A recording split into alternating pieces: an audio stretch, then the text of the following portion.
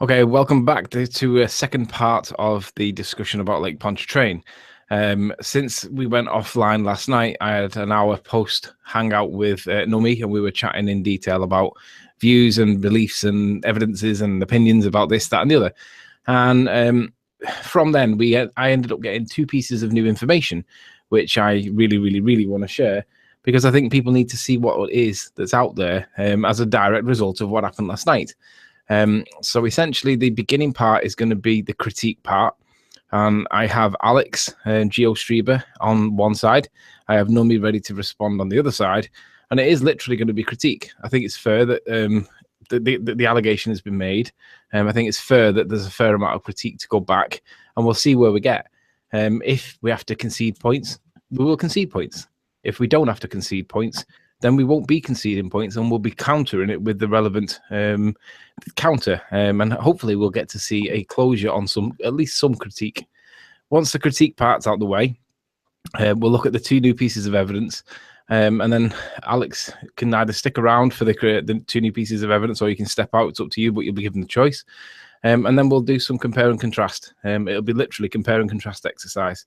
I'm just going to log myself out of Skype because it ends up being a problem. So if I get rid of Skype there. Okay, so Alex, are you there? Hi, everybody. Alex, meet Nummy. Nummy, meet Alex. Yes, hello. Hi. Okay, so what we'll do is we'll start off. Alex, do you want to share your screen so we can... Yeah, sure. Just give me a second. Have you found the photo that you... Not yet. I'm getting a error 500 server error for Google Drive. That's all right. Well, I'll tell you what, don't share for the minute. Let's find that image that was being used last night. Yeah, that's the main point that I was talking about, because yesterday you guys were just showing one still image. And in the beginning, I thought that it was a screenshot of one of Soundly's videos, and that's why I didn't find the original source. So in order to make my analysis that I started on Slice channel yesterday more precise, I need the original source. That would be awesome. Just I sent you the link to the original source and the specific file name, and I just looked and it's there. So yeah, I'm getting a server error. I mean, I can show you. Can you maybe send it to me?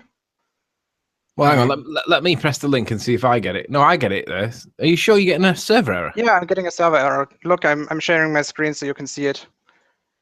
I can't see. I'm not sharing your screen. No, don't worry. Don't worry. I am. It usually takes time. Yeah, so but you should see my screen. Yeah, but you need to when I'm opening that link, it loads for like 30 seconds or so, and then nothing happens, and I get an error 500. That's strange. That is strange. It works for me. It might have to do something with the fact maybe the European servers are down. You guys are in Britain and America. I don't know. Well, Anthony, can you just verify that that photo is actually there, just so there's no 3922? Let me have a look. 3922. Shells. What are you doing? We'll be going in a minute. Do you really have to do that now? She's printing stuff off. She's never used a printer once. Right. So 3922. 3922. 392. Yeah, I see 3922. Okay, can you maybe send it to me via Skype or something? Because I need it. Well, if I just give you the link for it, that takes you straight into the file. Would that be okay? I'll try. I don't know if the server will bug, but it's worth a try. So yeah, do it.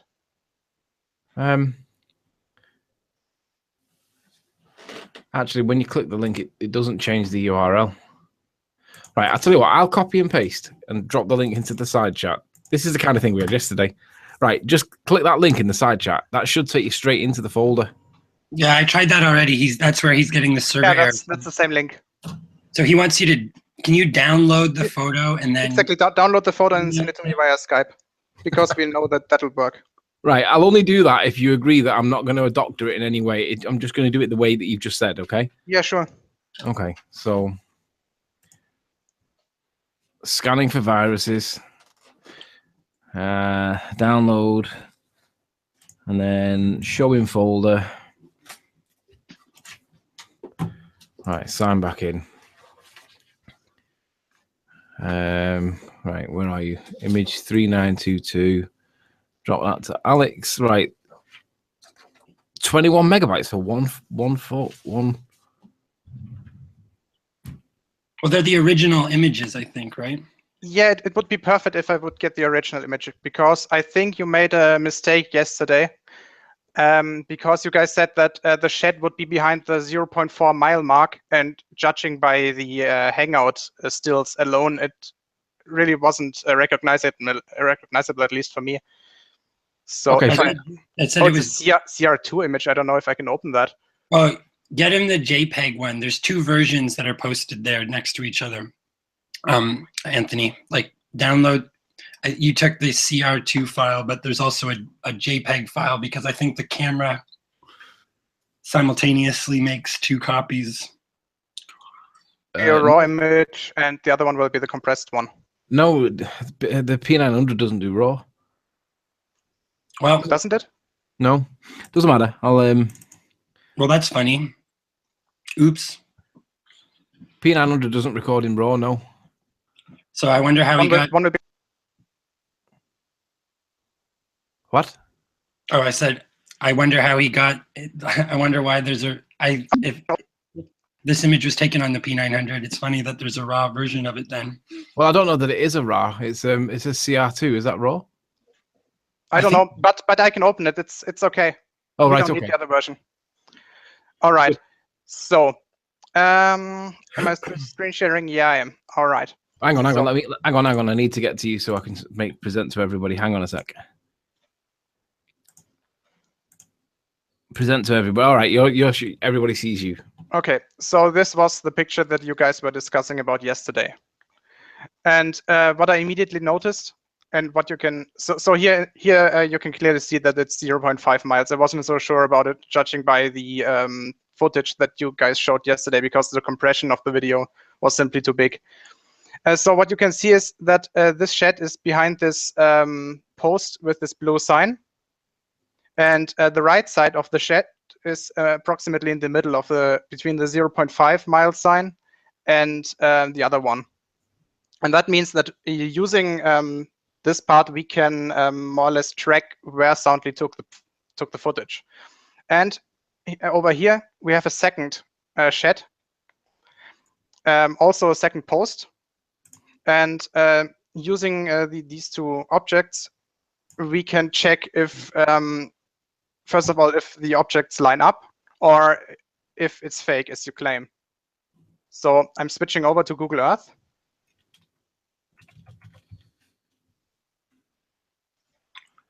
All right.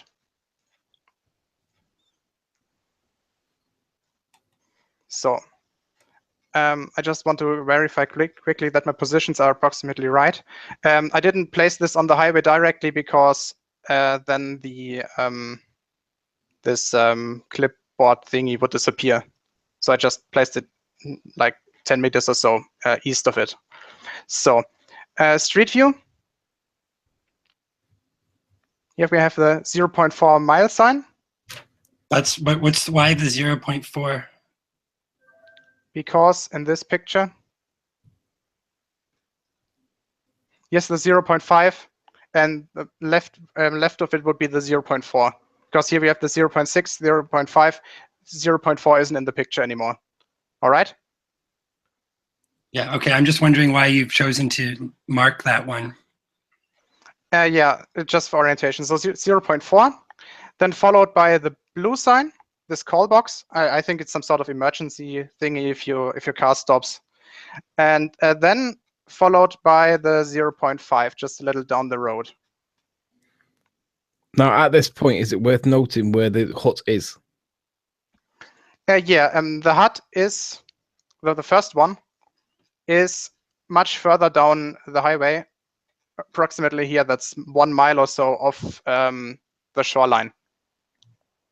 So as you guys can show, or as Soundly showed, the left side of the shed pretty much aligns with the first blue sign, right? So we can trace that.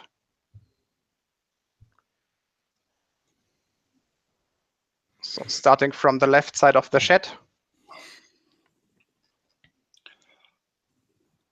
through the blue sign, just going to extrapolate it. will end up approximately here, right? More or less. Is that okay for you? Okay for what? I don't know.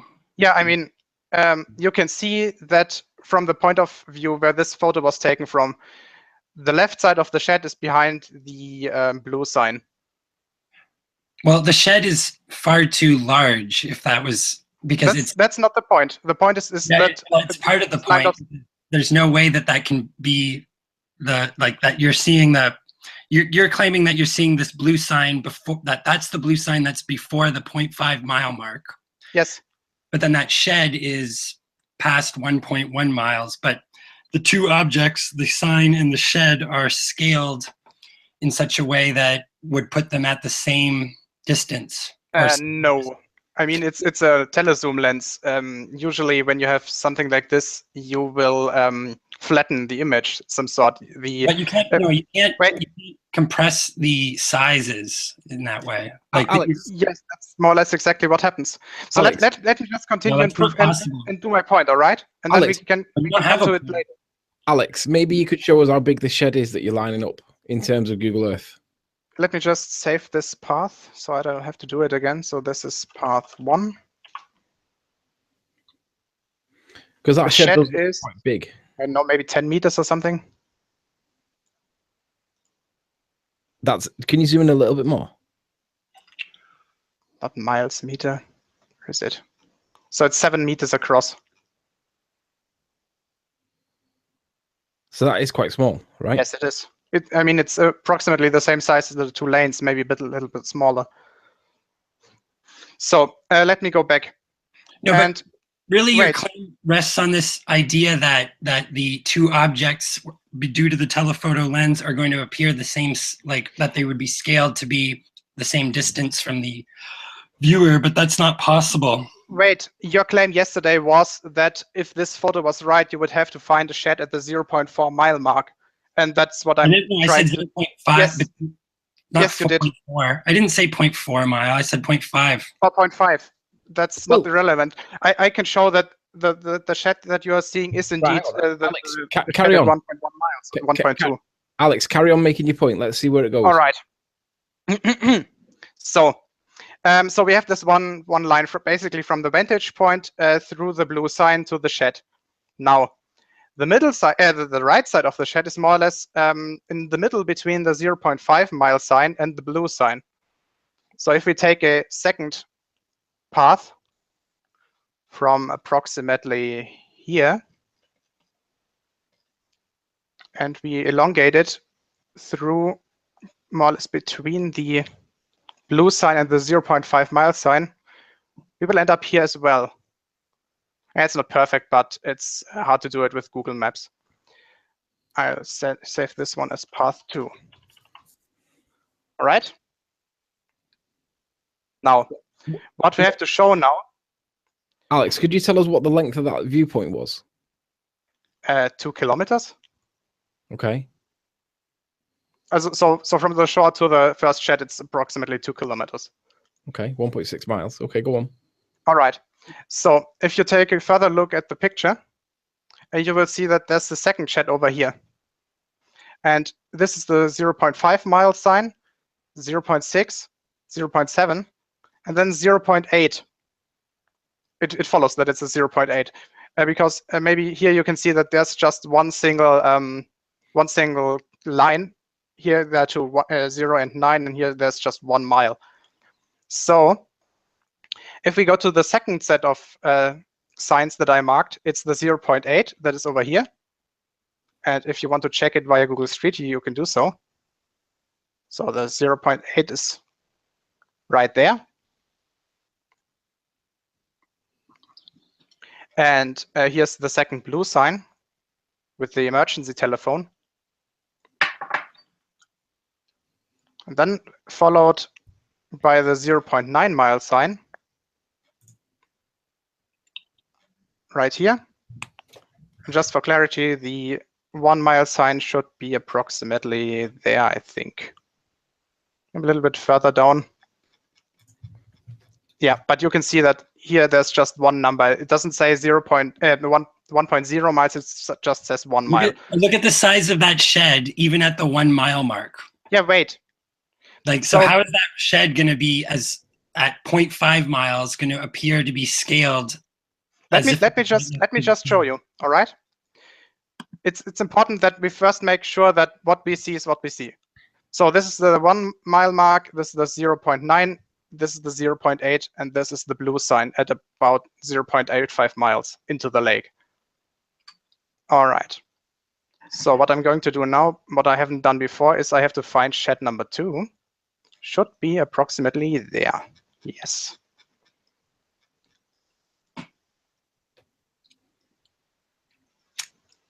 So this is shed 2. Yes. All right. And so the sheds are more or less approximately identical in size. I think they're perfectly identical. It's just hard to measure them perfectly. Perfectly approximate. I love that. Yeah, whatever. Oh, did I just end my screen share? No. All right. So I'm going to do the same thing that I did before. I'm going to take the left side as, again, it's approximately that the left side of the shed is behind the 0.9 mile mark. So if this was taken from the same location, then if we elongate it to the vantage point across the lake on the shoreline approximately here, then this line that I'm currently drawing should be going right through the 0.9 mile mark. Do you agree?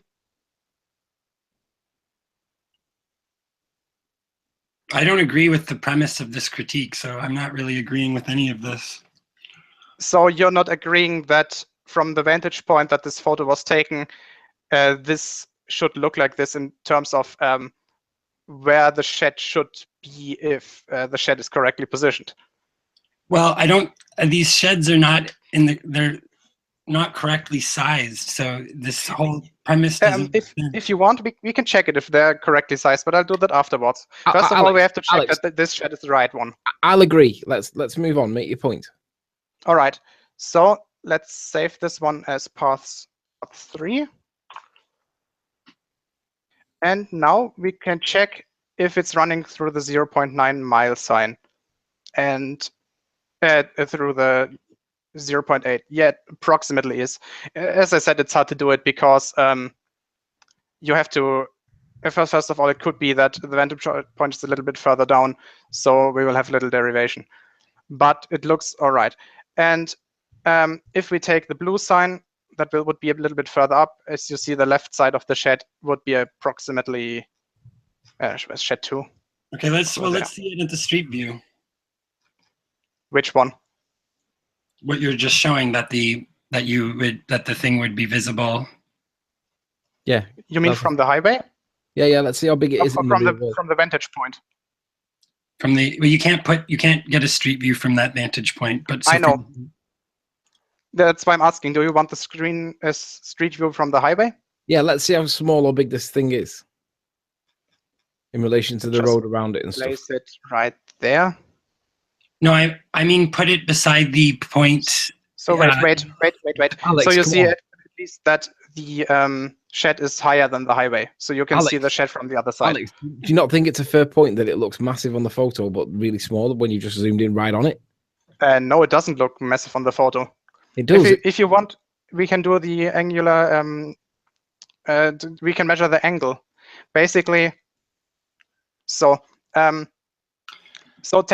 let's do it this way. All right. I'm going to delete these 3 because you agree that it matches up, right? That if the picture is taken from here, then the first shed will be seen approximately behind the first blue sign, and the second shed will be seen behind the 0.9 and the second blue sign, right? I think that this is just going to add a bunch of more issues that could be. No, it doesn't. So yeah, you're saying that these sheds look too big in comparison to the distance between the signs in the foreground, right? Yeah. All right, so let's analyze this. First of all, I'm going to mark the assumed vantage point to make it a little easier. Vantage point. And now I'm going to delete these 3 because right now they're just in the way. All right, now we are doing it practically the other way around. What I'm saying is that between the vantage point and so starting from here to the vantage point to here, there's a small angle. Do you agree? Less than a degree, probably. Sorry, can you repeat that? So when you go from the blue sign to the vantage point and then to the 1 mile sign, there will be a small angle between it. It's a triangle with a very small angle on one side, or in one corner to be exact. Okay. All right, so we can actually measure that angle. And the way this is done in Google Earth, you just start from the vantage point, and then you go to one of the objects. In this case, it's the blue sign that is here. So do you see this? Here it says Richtung. That means direction. And in this case, it's 5.56 maybe degrees. Is 5.56 all right for you? Yeah. Sure. Just go on with your thing. All right. I mean, So we don't need this one anymore. And we need a second one from the vantage point to the 0.5 mile sign. That is 6.04. So your calculator. So the angle between the 2 lines is simply the difference between the 2. So in this case, it was 6.04 minus 5.56. We will end at 0.48 degrees. so what does that have to do with the size of the shed? Yeah, let me continue. I will show you. So if we go back to this picture, do you agree that it appears like that these pipes on the side of the shed are roughly in the middle between the 0.5 mile sign and the blue sign, roughly in the middle? Yep. All right. So that means that if the angle between this sign and this sign is 0.48 degrees, the angle between this sign and the middle of the shed, or the right side of the shed with the pipes, should be about 0.24 degrees if the proportions of the shed are correct. That means if the shed is too big, it should be more than 0.24 degrees. Or if the shed is too small, it should be 0.24 degrees or less. It should be less than 0.24 degrees. That means that if we make a line from the vantage point, to make this as exact as possible.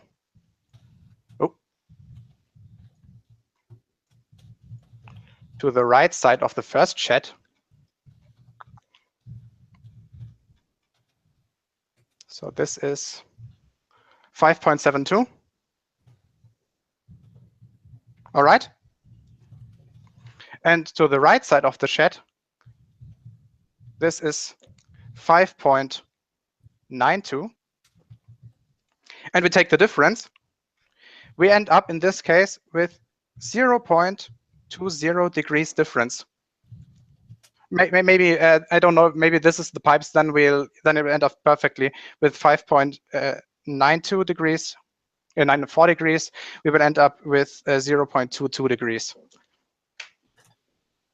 So 5.94 minus 5.72 is 0.22 degrees, and this is very close to what I predicted with the 0.24 degrees. And this proves that the shed has the right proportional size for the actual thing. So your claim that it's too big to be seen, or too big relative to the distance of the signs, or too big to the signs themselves, is factually wrong.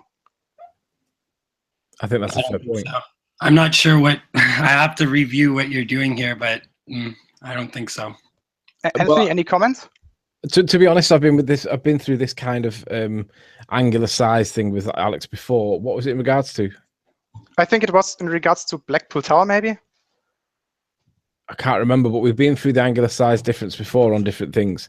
And I kind of accept when he does the maths in this context that he's accurate. I agree that on face value, it does look like it's in the wrong place. And I agree on face value that it does look like it's far too big in relation to how small it looks on Google Earth. But I also accept Alex's explanation for it because it does appear to be credible. Unless there's good reason not to accept that, I'd be inclined to accept that and say, okay, that is a genuine part of the photo. All right. If you want, we can do the same thing with the second shed, and we can do it with the 2 bumps, because that's a completely different subject. Forget the 2 sheds. Let's deal with it. I mean, I'm happy with the sheds kind of thing. If he's a bit reserved on it, that's fine. But let's deal with the 2 humps. Okay. So basically, if we know this angle here, we can extrapolate and estimate the angle between this point, the vantage point, and the first and the second bump. So first of all, we have to find the bumps on Google Maps or Google Earth. I already did that, so. Well, this is the bit that we tried to do yesterday in the Hangout, and we couldn't. Okay, so the first bump is here. You can clearly see that the bridge is more, or the highway is more elevated because the shadow here is longer than it is right there. Hang on. When you say the first hump is that, which are you referring to in sound? The first one is this one. The second one will be this one. So the first one is the one that's closer to us. So where's the thing on Soundly's picture? Go back to the Google image one. There it is. This is Soundly's picture on the right side. Go to the Google. Go back to it on Google. Because on Google, you've got those little like spider's legs sticking out, and I don't see that on that first one. This is the only picture I have. Remember, I can't access Google Drive. No, stop. On the left-hand side, you've got Google Earth. Google Earth. All right. Go back to it on there. Yeah. Okay. Them tentacles that are sticking out the side. You mean this one here? Right. You just said that the first hump, the little hump, the sharp hump. The first one is. This is the first one. Right. So what I'm asking is, how do we know that is the first one? Because that appears to be the second one, in my opinion. We can check if there are any more humps around here, but I didn't find any. So that is probably the first one. Plus, I think on the second one, we actually find that this tower or mast thingy. Give me a second. Got the second bump as well. So here's the second one. If we go in Street View, you can see that the second one, yeah, we have these masts right here and here. Yeah, but hang on. Look at the height of the second one on both images. Yeah, all right. I agree. It appears somewhat higher. And on the first on the first one, it appears to be flat. It doesn't appear to be spiked at all. What do you mean by flat? I mean, there's this bump, obviously. Let me rephrase it. On Soundly's, the first hump on Soundly's image, it looks very pronounced and sharp. But on the Google Maps one, there doesn't appear to be a hump there at all. I have a better idea on how we can find it. So you see the mile signs. We can count them. Sure. All right, so. Because essentially this was the problem we had last night. We couldn't find whatever that hump was. So this here's the 1 mile. 1, 1, 1, 2, 1, 3, 4, 5, 6, 7. No, right, 7, 8, 9. 2 miles. 2, 1, 2, 3, 4, 5, 6, 7, 8, 9, 3 miles. 1, 2, 3, 4, 5, maybe 6. So I think it should start at about 3.6 miles. So does your first one with the tentacles on it? Yeah, just give me a second. I'm going to measure it from the shoreline. So setting this to miles. By the way, the sheds are always 1 nautical mile apart. First bump is at 8 miles. There's something wrong with it. This is the problem we had yesterday. We couldn't establish what the bumps were. That's why we concluded the first bump isn't a bump; it's an aberration or an anomaly or evidence of fraud because we couldn't find this. So as I said, it should be about 3.6 miles into it. So let's just go for 3.6 and see if there's something there. Good luck with that one. 3.2 is a little bit across there. All right. Maybe there. I don't know. Not that one. This one. But what would you agree that whatever it is you're looking for, it's short and sharp, and it should be quite obvious based on. No, not from that angle. Of course, it's very sharp. Ah, there it is. Do you see it? No, go on, zoom in. Yeah, I can't zoom in further. No, I have to go a little bit further down the road, maybe about there. but we would see the shadow on the floor if nothing else, right? Ah, see that? Here's a smaller hump. I didn't even find this one last time.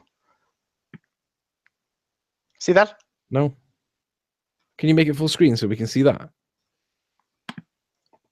It's too... Do you agree? Well, it's not that big, obviously, but it looks like it more or less fits. No, I'm not having that. That doesn't match what we see on Soundly's picture at all. That looks flat. Give me a second. So I think there was this. Wasn't that his boat somewhere? You'd see it on the shadow. Yeah, here it is. Do you see it? That's not the same as what we're looking at on Soundly's. Yes, it is. No, no way. Yeah, sure. I mean, it's at the right position. So first of all, wait. Are there 5 mile signs that along the stretch of that bump? What? Are there there's at least 5? Yes. I'm gonna find the mile signs. So. I don't. This is, this is some kind of weird trickery here. Even with that other analysis of the sheds, I mean, I guess we'll just have to go back and figure out what they're doing here. But there's no way. I agree. There's no evidence on what you've shown so far, Alex, that you've identified that. Yes, first. I mean, I've shown you that the angles match up perfectly regarding the sheds. Forget the sheds. Yeah, but you haven't proven the viewing angle or we can't.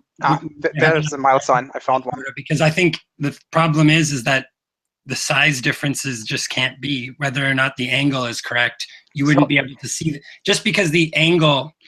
Yeah, but what do you think angular size is? Or angle means? It's the relative size of the objects as seen from the vantage point, and I showed that to be spot on. So basically, you're assuming this one here is at 3.4 miles, so maybe this hump is at 3.6 or 3.7. No, you're assuming it's more or less where I predicted it to be. You're just talking over me. I'm not agreeing with the vantage point. Why? I don't know. I just haven't. I don't. So you have no reason to disagree. Well, I haven't had time to consider it yet, but I will go over it. I'm just saying I'm not agreeing yet. That's a fair point, Gio. You're going to have to let him think about what you've said, because I've seen you do this before and I'm happy with it, but that doesn't mean he accepts it. I happen to accept it, but you have to give him a chance to think about it, because it's fair. All right, that's okay. So like 5 minutes or so, I predicted that this hump would be about 3.6 miles into it. This is 3.4, and I think I see the 3.5 mile sign here, right there. I don't know if you can see it. Fucking zoom. Dude, it's flat.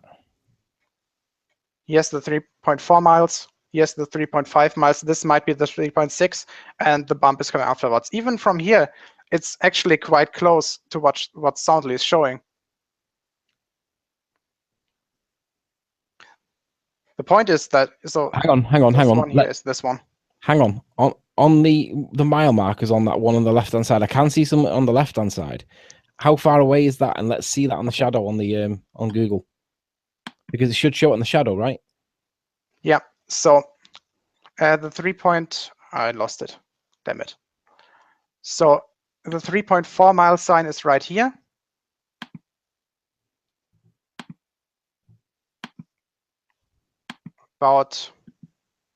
Think about here. What the fuck? So, and the start of the hump should start at 3.6, 3.7. So I think this is the hump right here. So you see that the shadow is a little bigger than on the other parts, here and there.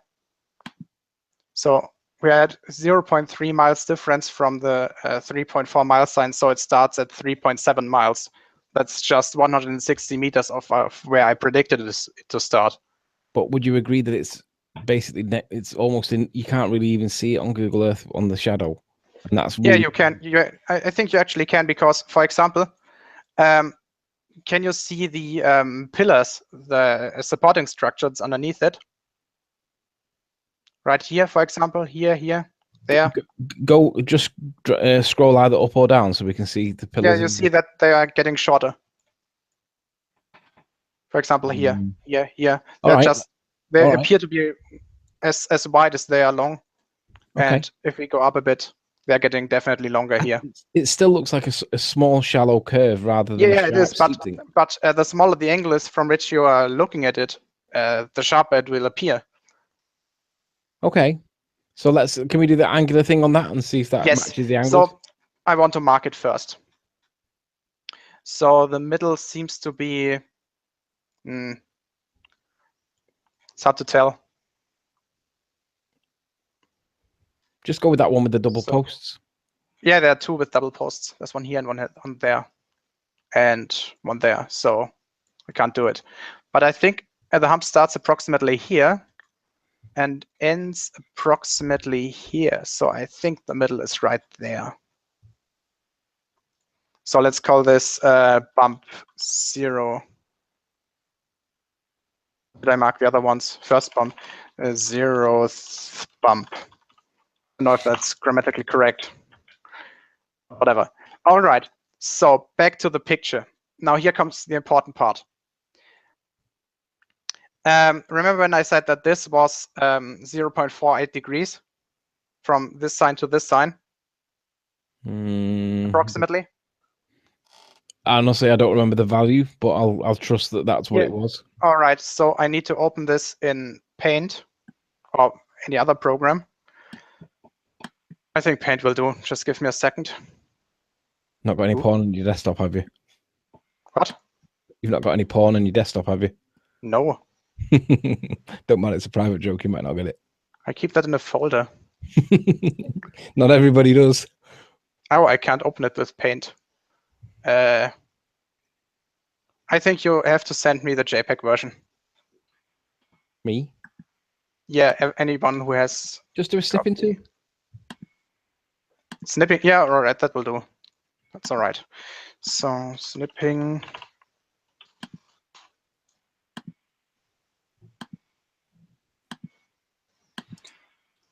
Ooh. Yeah, that's all right. So that's Pontchartrain.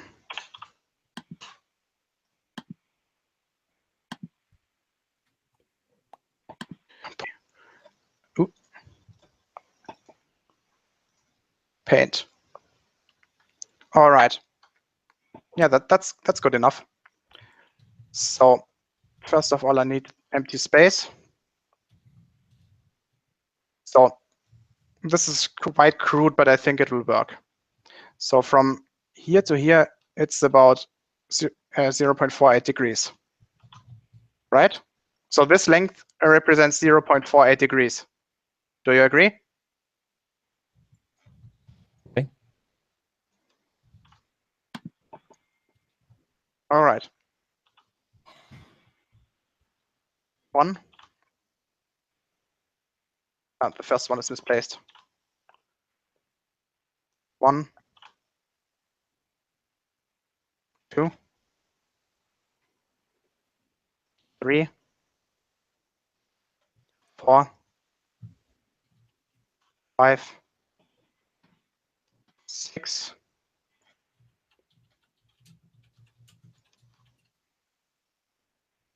6 3/4. What do you think? More or less. To the middle of the bump. Okay.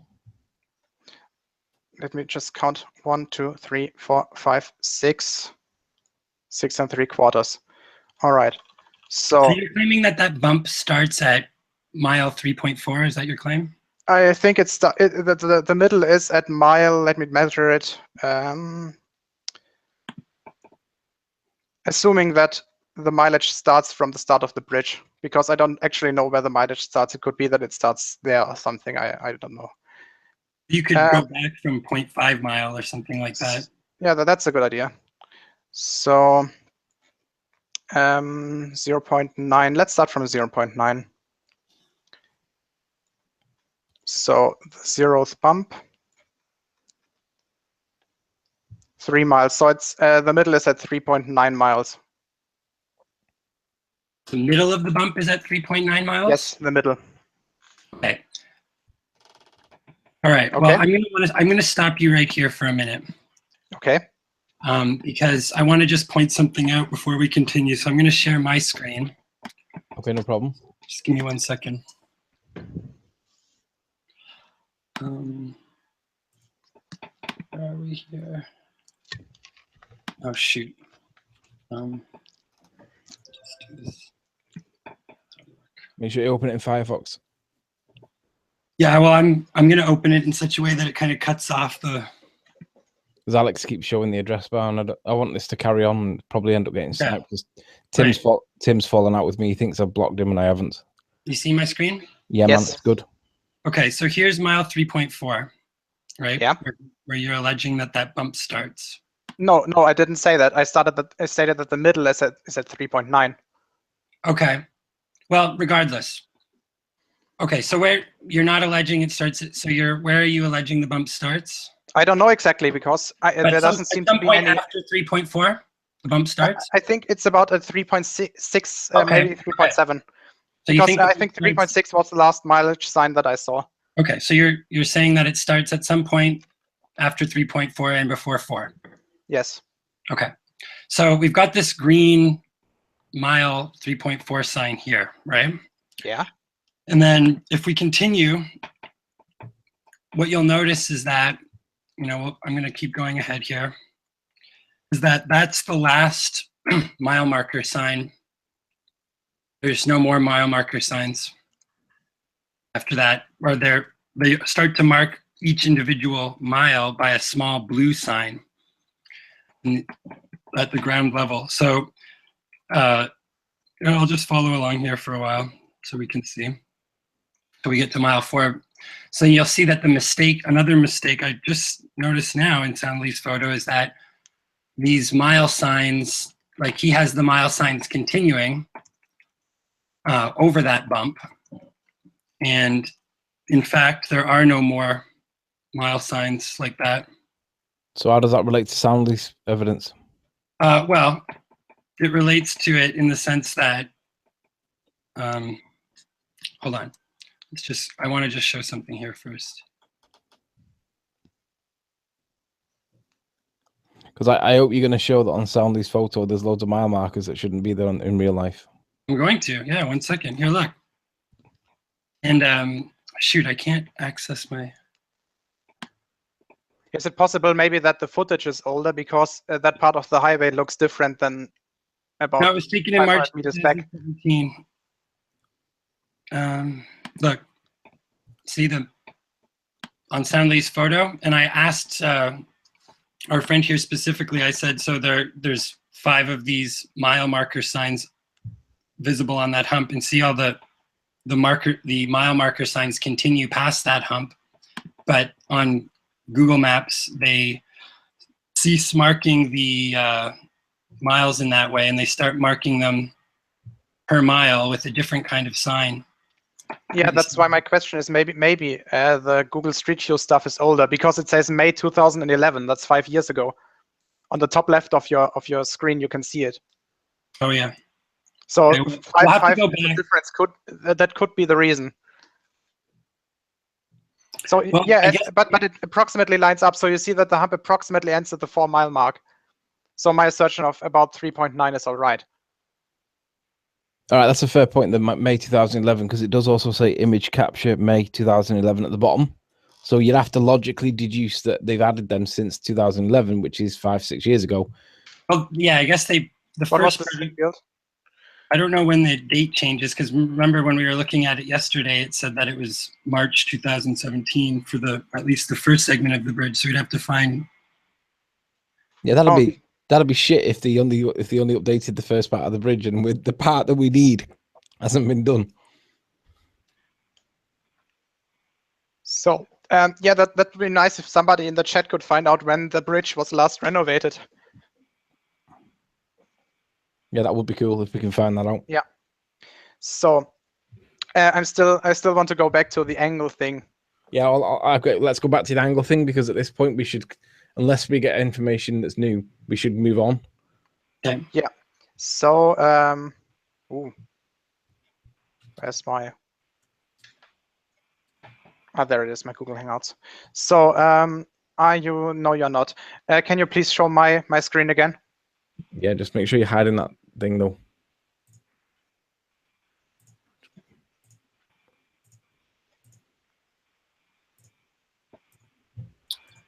Okay. Well. Oh yeah. Okay. It looks like that they did update those signs. They did update them. Okay. Yeah. Fair. Okay. So back to my point. So as we said, this black line represents 0.48 degrees, right?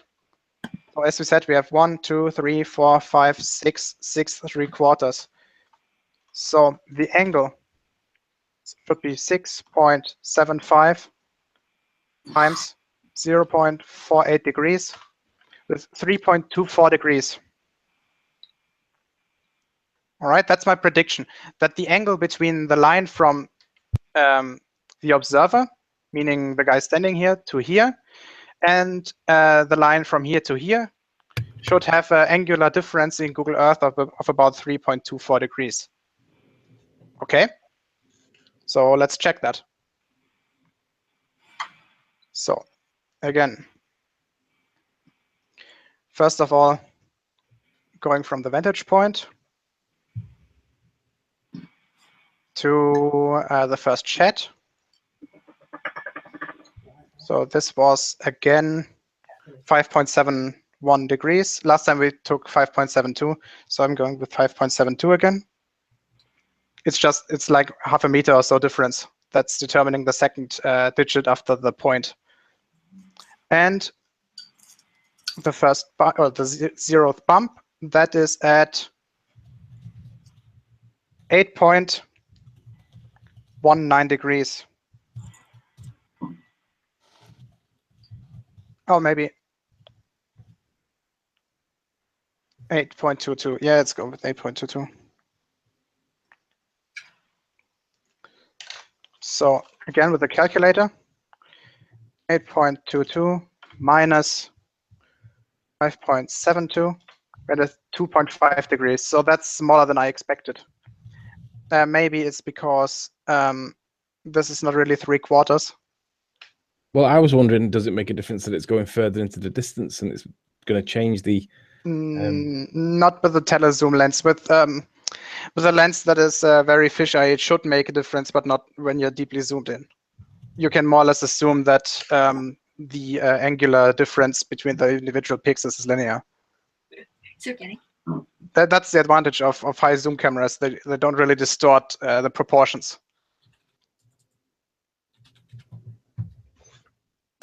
So in this case, I'm a little bit off, but I'm going to find the cause of it. It's probably because this 0.48 degrees is not really precise. The mistake that I'm making is extrapolating, getting worse.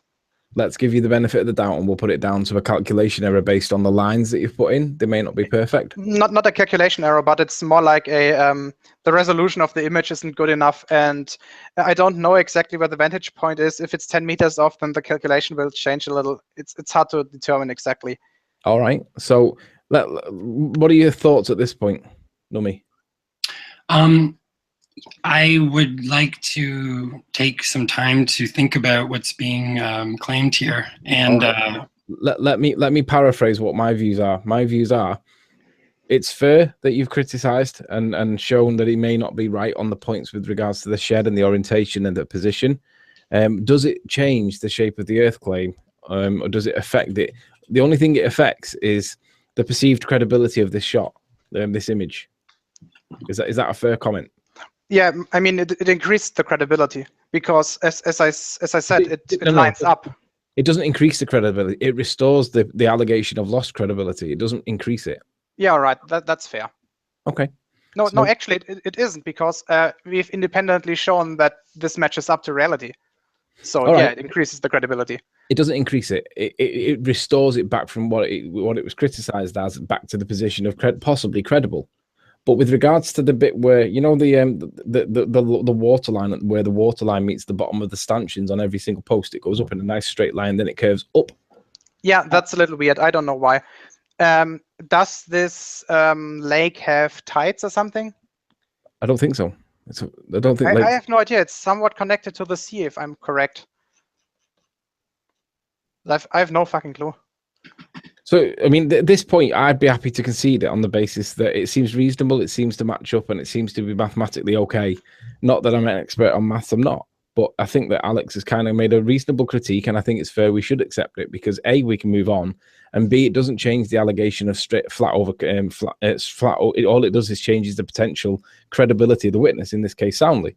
So, yeah, I'd be prepared to give way on that one, because it seems reasonable, and I think that we can move on, and there's other points that we can discuss that I think what we'll do is we'll conclude that Nummy's going to consider the options and then come back to you, probably Alex. I'd be happy to give way on that point, because there are other things that I want to show. Nummy, what do you think? Well, I don't concede this point, but I would like to take time to prepare a rebut before I. Sure. Why I don't. In that case, then we'll move on, and the conclusion will be that Nummy's going to consider that what you've just said, so we'll watch it again later, or make a video in response, or maybe do a hangout at a later point and come back to this point. But at this point, we'll suspend it, and we'll come back to this at a later point, if that's okay with you two. Yeah, it's all right. Seems reasonable. Right, so on this point, we'll move on to the next point. Oh, hang on. The next point will be, then, is there any other points of contention that you want to address, Alex? You said something about the aberration. You guys made two claims. One was that the chromatic aberration that seems to be there in case of this wooden post in the foreground of the picture is caused. Oh, this one here is caused by, for some reason, photoshopping it in. Is that what you said? I said I thought that could be the case. Yeah. Yeah, I think it. First of all, it might be because of chromatic aberration, or it might simply be a resolution issue, because if you zoom into one individual pixel, you will see that since it's RGB, you might see just one side of the pixel. But I think it's in this case a case of chromatic aberration. Do you know what causes that? I think there could be different possible causes of that. But no, I mean, do you know what causes chromatic aberration? What causes chromatic aberration? Yeah, that's what I'm asking you. Do you know it? I think one thing that can cause it is cutting and pasting images into. No, definitely not. There's one. It's based on a physical phenomenon. Yeah, but you're asserting that this is chromatic aberration. I'm saying that there could be different causes. I'm saying it. I'm assuming it's chromatic aberration. You're saying it is, and I'm saying maybe it could be, but it could also be an artifact of Photoshop cut and pasting as well. Yeah, that's not my point. I just want to know if you know how chromatic aberration is caused. If you don't know, my partner sat next to me can explain it if it would help. But let's hear Alex. I can do as well. It's caused on the fact that when light with different wavelengths is passing through lenses, the focal point of the different wavelengths is actually a little bit different. Why that happens, I don't know. I might have to ask Hector. He's into optics. I think that doesn't sound like a very plausible explanation in this case to me. Take a lens, and pass. It's the reason that prisms work. It's the reason that when you take white light and you shine it through a prism, it will split up into the different colors, because the amount that the colors are refracted away from 0 degrees basically is because that happens. So why would that happen in just this small area of this photo? It doesn't. You can actually take a look at the individual signs in the background, and you will also see. So here in the post, you have a little purple line on the left side and a little green on the right. I was going to say, can you zoom into that so we can see that yes. that is present? And when you zoom into these guys, these signs, you will see the same thing: purple on the left and green on the right. Show us on the thing in the foreground. Let's see the color. The stump. Purple on the left. Is he right, Lee? And green on the right. That's exactly what it is. Chromatic aberration. That's exactly what it is. Yeah. Right. So yeah, she's saying that is supporting chromatic aberration. All right. Perfect. So there's no reason to assume that this phenomenon in this case is caused by copy and pasting. This is simply caused. I wasn't asserting that was 100% the case. I just thought that. Yes, you did. I didn't. You said that this is proof that is copy and pasted. No, I didn't say it was proof. I said that I noticed that when I first looked at the image, and that was what led me to take pause at this image. I never claimed it was 100% fact. I'm quite sure you did, but I might have to look it up again. But as I said, I'm quite sure that you claimed that this would be proof that this post thing would be Photoshopped. I didn't claim that. I'm quite sure I did not claim that. All right. Yeah, as I said, I might be wrong, but I'm fairly sure. Whatever. That's not the point.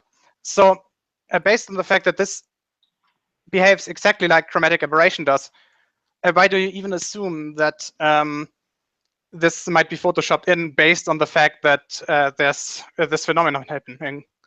I assumed that it might be. I mean, I was just like, I thought it might be. Yeah, but it's just I was just thinking that was a possibility.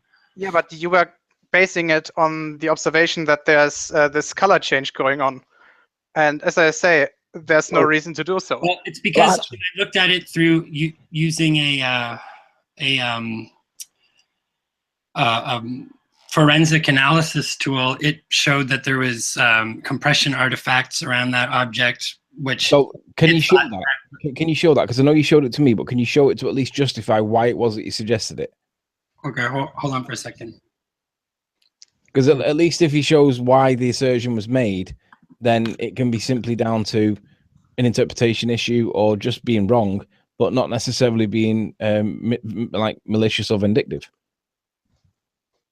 Because if there's evidence that supports it, then there's evidence that supports it. It's just how strong is the evidence, and then you can say, well, it's just chroma key or whatever it was, and then yeah, let me go back to switch him off. Wait, don't go back to my screen yet. Let me just find this file first. Okay.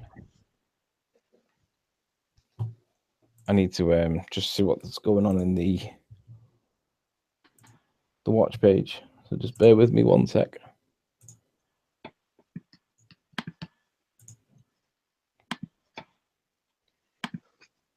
And it's a shame that Flat Earth Math has disappeared because he's got to do kids and stuff.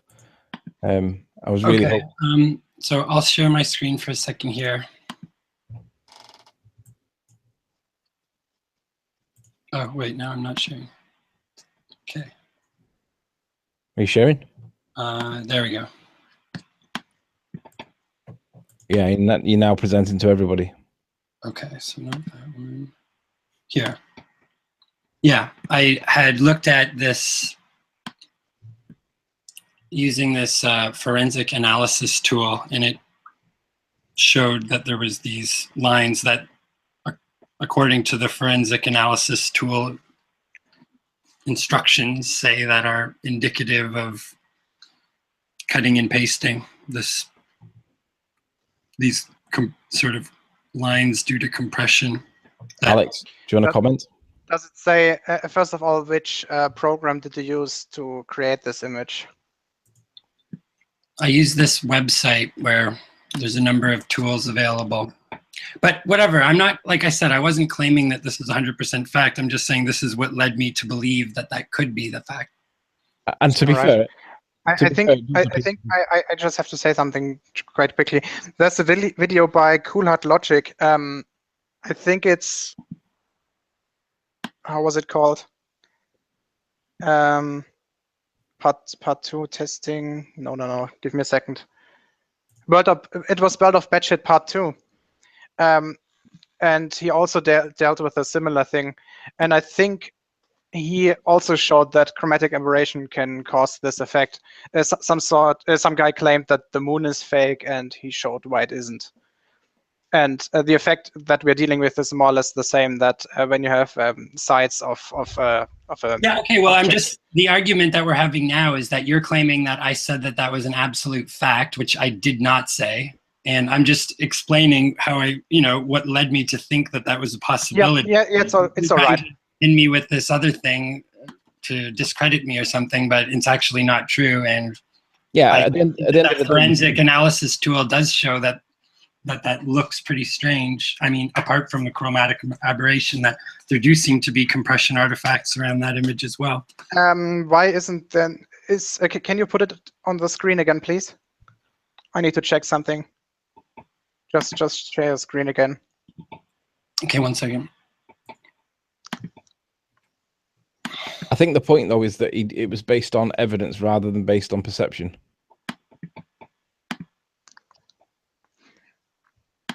And the point is, I'm not claiming it to be an absolute fact. I'm just saying. Yeah, it looks like. Do you see the top of the post? Mm-hmm. Why isn't there any line? I don't know. Yeah, the thing about chromatic aberration is that it usually happens not necessarily in the middle of the photograph, but on the sides and on the top, like in a circular fashion around the center. And since the top of the photograph is more or less, not the photograph, the top of the post is more or less, when you think that there's a line on top of the post, well, and that more or less points to the middle of the photograph, and that's why you can't really see chromatic aberration there. So that's actually quite fitting.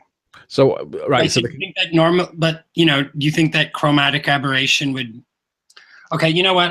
Let's just drop this issue for now, because, like I said, I wasn't claiming it as fact, and there might be more to it than I'm seeing for sure. But this was what I was trying to explain, was that this is just what initially made me want to cross-examine this photo further. This wasn't what I was claiming to be proof of, that this photo was fake. It was the building that in the distances and the lack of change of size of the mile marker signs and things like that I think. Let me ask a silly question, and maybe Gio can hang on. Don't. Okay. I was going to say, John, can you open that image again?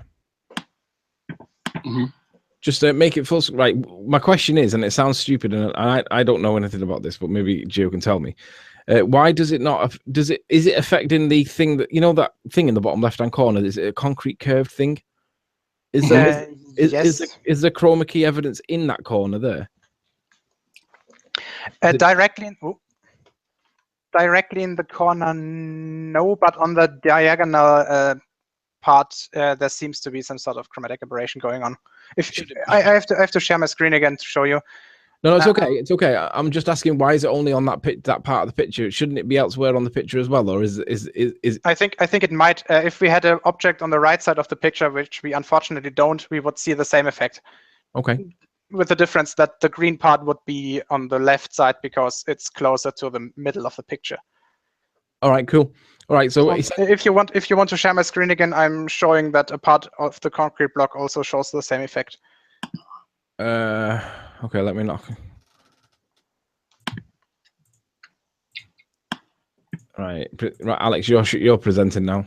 Yeah, all right. So here's the post, here's the green side, here's the purple side, and you can see that here the line at the top is slightly shifted to the green. I don't know if the quality of the picture is good enough for you to see it with the compression of the video stream.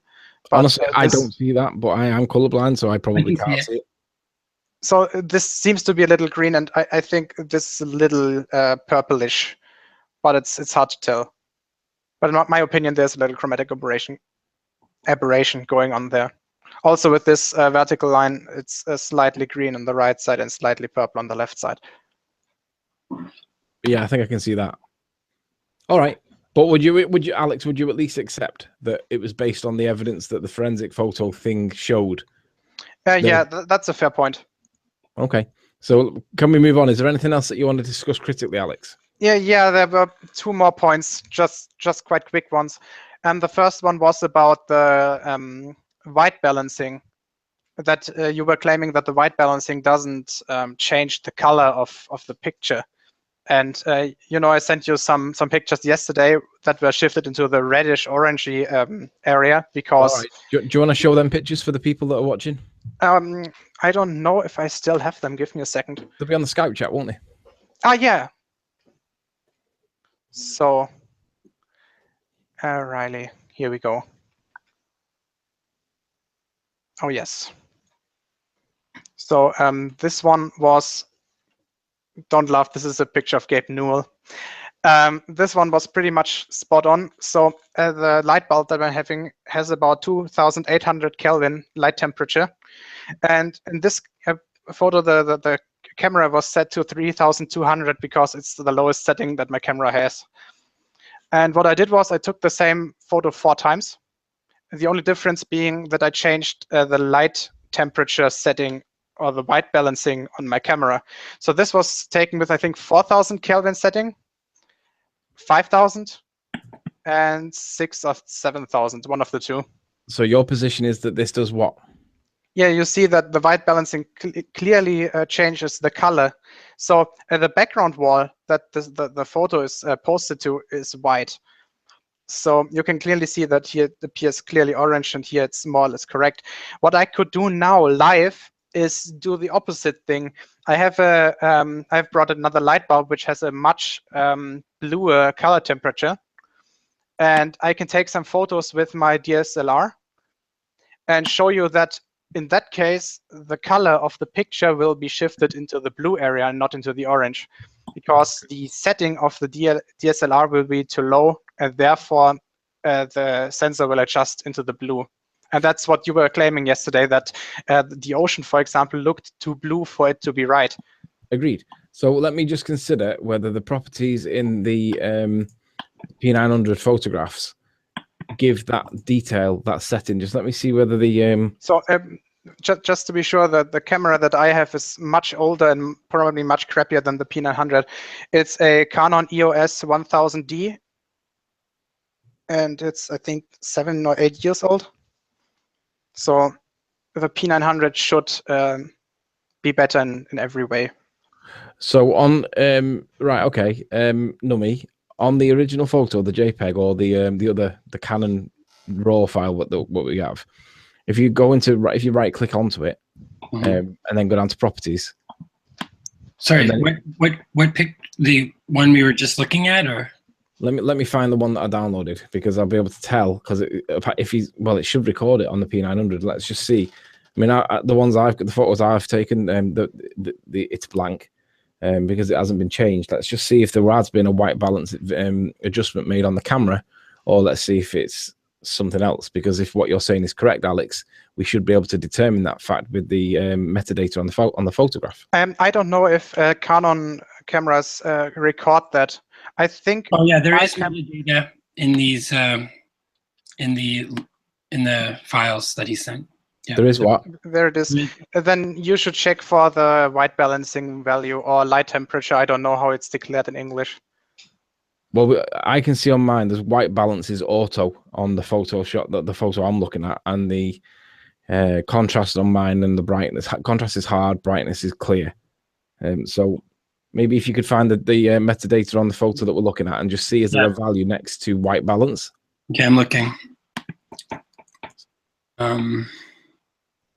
1. So white balance 1. So I don't know what 1 exactly. Let's Google that and see what white balance 1 means. Yeah, I have no idea how Nikon declares that. 900. White balance Canon professional, right? So. Oh wait, the camera that I can tell you the camera as well. Right, yeah, I think I found something here. White balance Canon professional network. No, he's using an EOS, a Canon EOS Rebel T5. A Rebel T5, that's a compact camera, isn't it? That's the pic. Well, that's what the metadata says on this picture. Right, so it was a what? A white balance on Canon what? EOS. Canon EOS Rebel T5.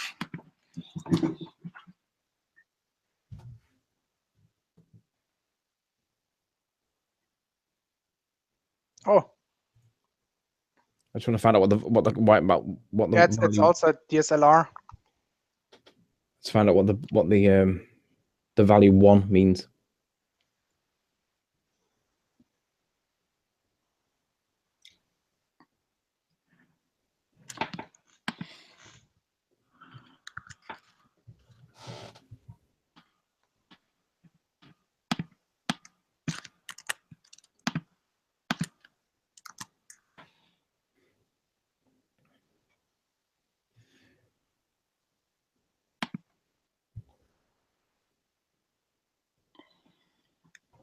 Well, it appears that he's got 1, 2, 3, 4, 5. It looks like he's got 5 settings. The first one would be sunlight. Second one, so number 2 would be shade. 3 would be cloudy. 4 would be tungsten. 5 would be white fluorescent light. So one is what? Sunlight. So I'm guessing sunlight would be the normal setting for it to have on. Yep, and let me just check, because my camera also gives something similar. Sunlight or daylight is 5,200 Kelvin. At least for my camera. And I think when they're more or less identical, I mean they're made by the same company, maybe it's also 5,200 Kelvin. Well, it appears that there's 5 settings on it: sunlight, shade, cloudy, tungsten, and white fluorescent.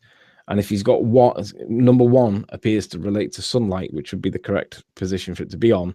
And I would therefore think that the image quality or the color quality would be compensated for it being in sunlight. I wouldn't be so sure about that. When you ask professional photographers, when they want to get the white balancing correctly, they always carry around something called a gray card. And the gray card is, well, it's basically what it sounds like. It's a gray card, and many DSLR cameras or better cameras contain a option. Basically, you take a photo of the gray card in the environment where you want to shoot your picture. You say to the camera that the last picture you took was from a gray card, and it will set the setting for the white balancing accordingly. That's usually the best method.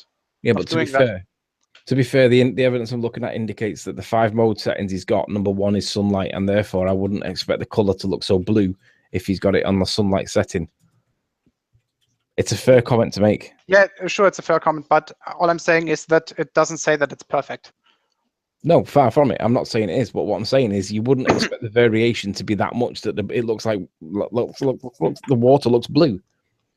I mean, water doesn't look blue anywhere on the earth unless you're in like Greece or Athens or somewhere like that, and it's like crazy colors. But I mean, yeah, I mean, why would you exclude New Orleans? Then I mean, the latitude and everything is more or less identical. So the angle that the sun will shine on the surface of the ocean will be pretty much identical.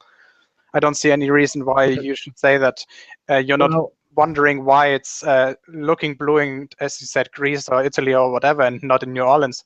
Because I've never seen water look that blue before anywhere else in the world other than tropical areas. Right, put it this way. My position is this. It appears to be on sunlight, and if it's on sunlight, which would be mode 1, that you wouldn't expect it to look so blue. That's my point. Well, yeah, I've got a comparison which we can come back to in a minute when we finish with the critique. So we'll hold the blue sea thing because I'll come back to it and I'll show why. I'll elaborate on this point with further evidence. So let's suspend this one for the minute. What's your 4th point, Alex? It was about the other video the video that you were showing by Soundly driving past the power lines. You said that the fact that the power lines sometimes appeared to be bent is a reason why this entire video is CGI, and I can show you why it's not. You might have to re-explain that position. I'm not sure what you're referring to. So when there are 2 different types of sensors that are used in video cameras.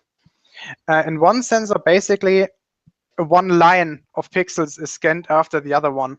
So you start at the top, it scans the first line, then the second, then the third, and so on.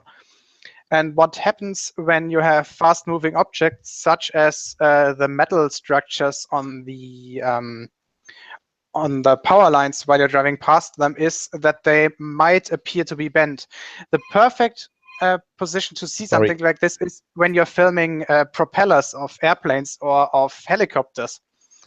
They're actually quite awesome videos. You can check on YouTube. Just go for a rolling shutter effect propeller, and you will see why these type of sensors show this bending behavior.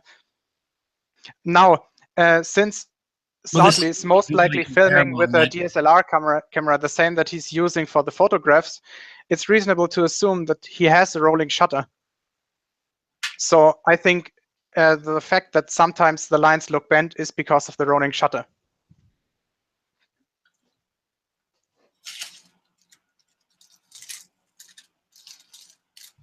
For example, professional video cameras usually don't have a rolling shutter. They have a different technique, where I think basically it's every pixel is scanned simultaneously, and that simply isn't necessary for much photo cameras. At least not when you're dealing about pictures where the exposure time can be long. Right, sorry, I was just answering the phone. So, Alex, was that aimed at me, or was I meant to be responding then? Not really. I just said why I think that the bending power lines, quote unquote, is caused by the rolling shutter effect. All right, well, They are shown bending, aren't they? Well, I can respond to that with good evidence. We can move on. If that's the last point of criticism, I can respond to that with the 2 points I'm about to make. So if you got anything further to critique, Alex, let's move on. Yeah, I mean that's my last point, but I really didn't get an answer from you two. The answer is I'm about to address it with my next 2 points. All right, that's fair. Okay. Right. Okay. So at this point, Alex, I'm going to kind of invite you to stay in if you wish, but also ask you to consider leaving if you don't want to stay in, because the next 2 points might hurt a little bit, and this is your chance to leave if you want to leave. If you want to stay in, that's fine. But this is the bit where it goes a little bit south for ball earthers, because this is really interesting evidence that I'm going to show, and I'd love to know you. I want you to stay because I want you to tell me what's going wrong here, because I'm clearly getting something wrong. Sure, but if you do want to leave, now's the time to go. No, I don't see any reason to leave. Great.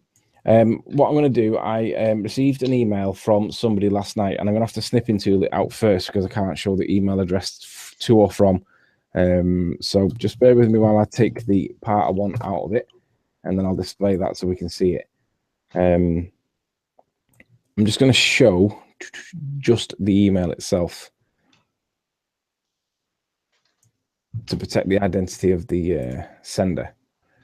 Okay, so just bear with me while I get rid of stuff that I don't want to be shared. Drop that over to there.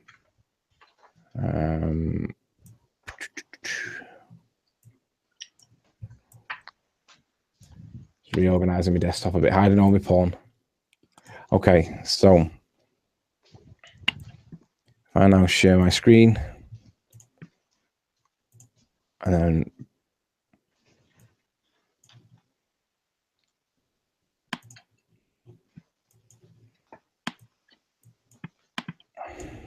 yeah. All right, so you see my screen? Yes. All right, so I had an email from somebody last night after the hangout, and basically it's this bit in the middle. It's just a link, and then the email reads, the 3D mockup was done assuming a sphere with the same radius as the Earth, using the same parameters for the power lines as on Pontchartrain. Notice the different heights for all the tall towers in the back because there was no refraction built into the 3D model. It was just geometry. So if I now open up the link, which should be on one of these somewhere, it was this one. We can pretty much work out who's done the CGI on this. And your eyes are meant to be looking on the right-hand image. This is meant to be the CGI image of what the Earth would look like if we lived on a ball, according to the Poncharatrain power plant power lines. So you mean this one superimposed on the other one is the CGI model, and the other one is original? Yeah, and I'm not sure which one's which because they both look the same to me. They both look like the CGI, so I can't distinguish which one's which. But it would appear that one of them is the computerized version of, and the other one is the Lake Poncharatrain one. And what I notice about it is virtually an exact match. Yes. Now, I find this is really interesting because let me try and pause it. Oh, I can't actually stop it. It doesn't pause, I don't think. Maybe it does. Is it a GIF? I think so, yeah. Yeah, then right click and say pause. Should work. No, I don't see pause. It's okay. You'll have to just allow it to go through. But can you see on the animated version or the GIF, the generated version, that the curve is a lovely curve off and it bends down? What my point would be, this is a very, very severe curve. Now we don't live on a basketball. Now, if we were seeing this level of curvature in the real world, then we should be able to verify this information as factually correct by any observation anywhere in the world at any time, as long as you have something big enough in the background. And this is where my Blackpool Tower comes into it. So this is meant to be a ball representation of what we're supposed to see with these power lines. Okay. Now, best way to deal with this is to go back to my Magic McWest thingy, and then go back to my infamous Blackpool Tower one that I always refer to, because this is the reason why I dismissed Soundly's evidence, because it doesn't jive with my own. This is taken 30 miles. Soundly's is done at 18, give or take. I think it might be 19. And if we live on a ball this big, this tower shouldn't be seen other than the top portion of it. Should be all behind the curve. I think we already did the calculation that more or less what you show corresponds to the diameter of the planet. Yeah, well, it doesn't though, does it? Because we went through that, and I've been through it many times. Even Mick West showed exactly on the hangout that it was only the ball. So if where's the rest of the city? Because that point, that red dot on the left side of the tower, on the bottom of the left side of the tower, that seems to be the hard thing, and everything below it is disappeared. Okay, so let's just go back to what Mick said that we should see, because you seem to dispute what it's showing. So let's just go back to it, because I'd like to just remind you what is the position according to the curve calculated, but without any standard refraction. Where the hell is it? Where are you? I've seen you for weeks and weeks and weeks. Oh, there it was.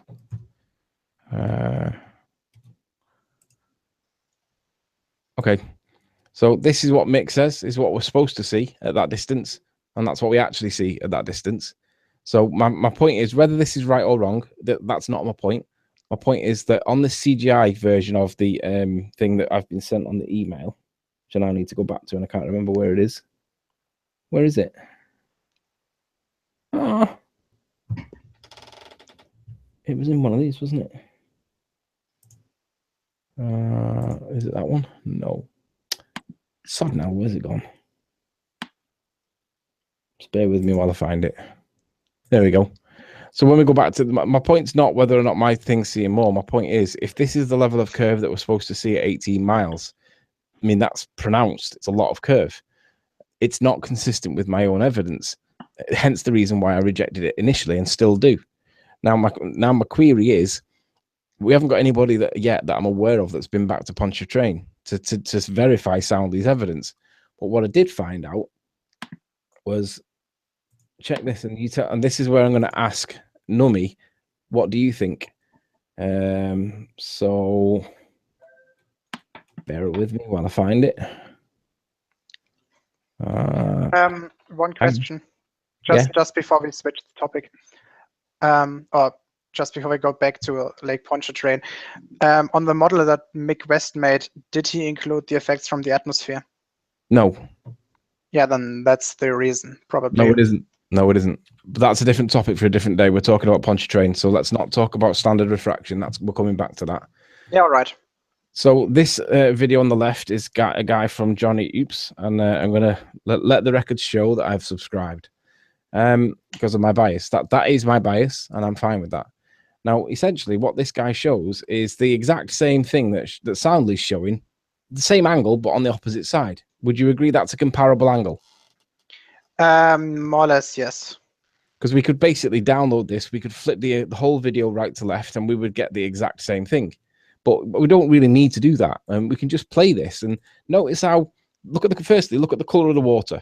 Okay, I don't know what camera this guy's used. If you notice here, I have asked him, "Are you able to repeat this experiment? And what camera did you use?" Because he doesn't put it in here, right? Which is neither here nor there. But let's look at the last couple of comments. They're all like 5 months ago. Forget about that; it's too old. A month ago, someone said it looks like they're not in a straight line; they're turning towards the end. But essentially, nothing recent's happened on this, and that's my point. Since Soundly, this video doesn't appear to have been found, right? Soundly's come out with his video, and from my point of view, I don't live there. I can't verify it. I've got to trust what Soundly's showing me, and this guy's already done it. Notice the color of the water and that one's a lovely blue. This one's grey, green, horrible manky thing. And look how the pylons don't look like they've been CGI'd in. They look normal. They appear to be normal. They don't look like you look at it and go, Walt Disney's made that for a movie. Why do you say that? I don't actually see any difference. Why I should assume that the right ones are CGI and the ones in the other video are not? No, the problem with the ones on the right here is that with the ones on they would have to, the size should fall off at approximately the same rate as the ones on the left. And not only that, the gap in between the pylons is different as well. The angle's virtually the same. But look how many angles pylons he's got. And this is the same. Wait. First of all, are you sure that it's the same pylons? Because there are multiple pylon paths running across the lake. It might be that this is the different one. Yeah, but you can see that he's at the junction where the can you see that? I don't know if you can see the lines here, but yeah, I can see them. He's taking that's the same ones. Yeah. It is the same set of lines. It is the same pylons, and it's taken from virtually the same angle, but the opposite side. Can you run the video, please? Yeah, this is what I'm going to do. So I'm going to play the video. And now I don't care whether you're a baller or a flat earther. My point about this is we've got Soundy on one side showing curve of a basketball. We've got a flat earther on the other side. Don't know what camera he's using, but he zooms right the way in, the way that Soundy does. Now you tell me why we're seeing so much difference between the two, because it's a fair critique. Who's telling lies? Now watch what happens. I'm just gonna play it so that when he zooms in, you can see, and this is what Soundly does as well. And there's no curve on it.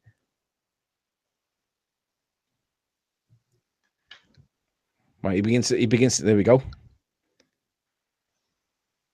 But notice the color of the water. Notice how nothing looks weird. It looks natural. That looks like a gap in the clouds, maybe, or maybe there's been a replacement stanchion put in. And there's the pylon in the background, the tall one. Are you sure that? So you're saying that the dark thing on top is the tall one? I would say that that's the tall one, which is kind of, it looks exactly the same size, to be fair. Yeah, I agree. It looks the same size, but I wouldn't be so sure that it is the same row because when you compare the video quality, this one is much worse than the other one. Yeah, but he's obviously using a different camera, isn't he? And I don't know what. And I agree he is, but I wouldn't be 100% sure that it's the same power line. For example, wait, give me a second. You wouldn't be sure that it's the same, right? Okay. For example, just stay at right the zoom level where you are now. Don't you see that now, for example, in the left video, the distance between the pylons seems to be roughly exactly the same to the right one?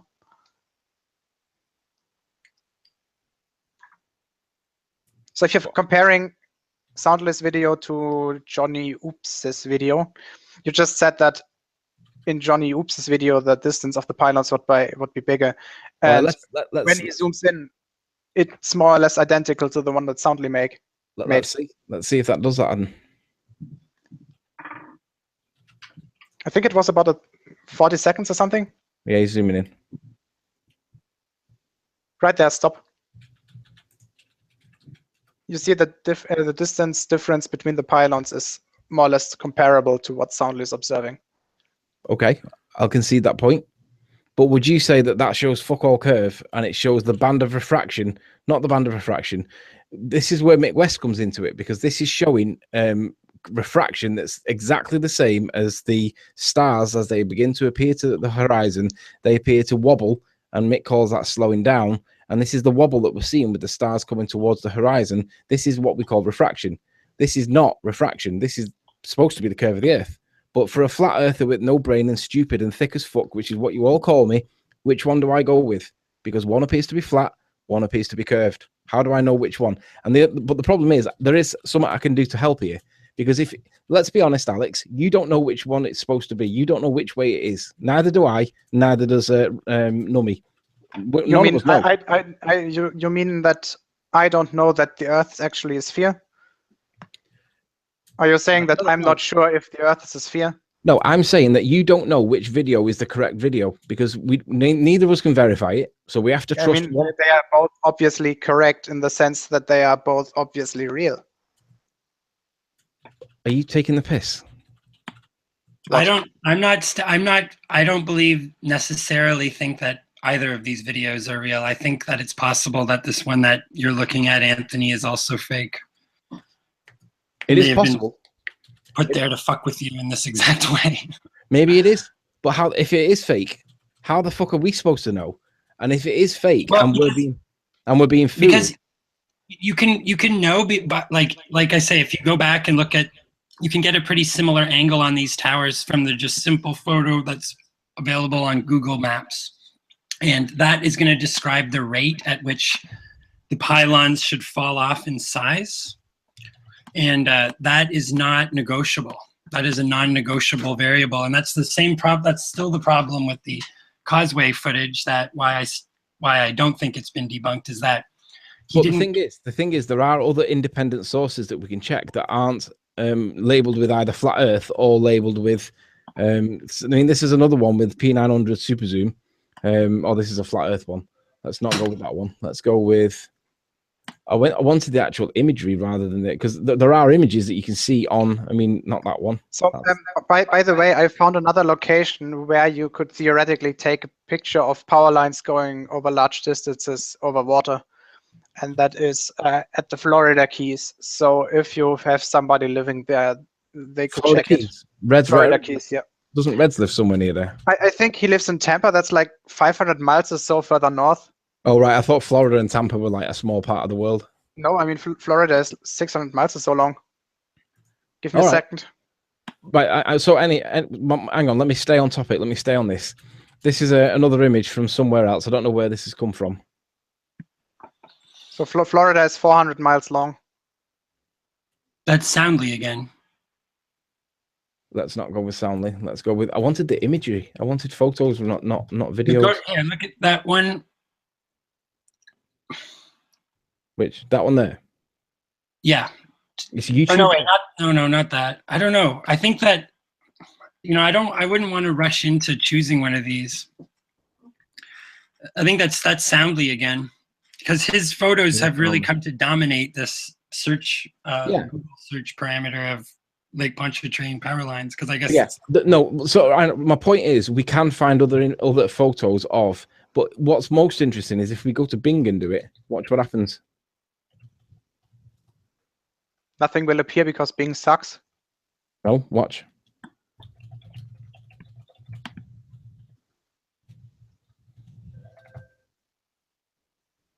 Images. Now this hasn't been infected by the Soundly virus, so we should be able to see other ones.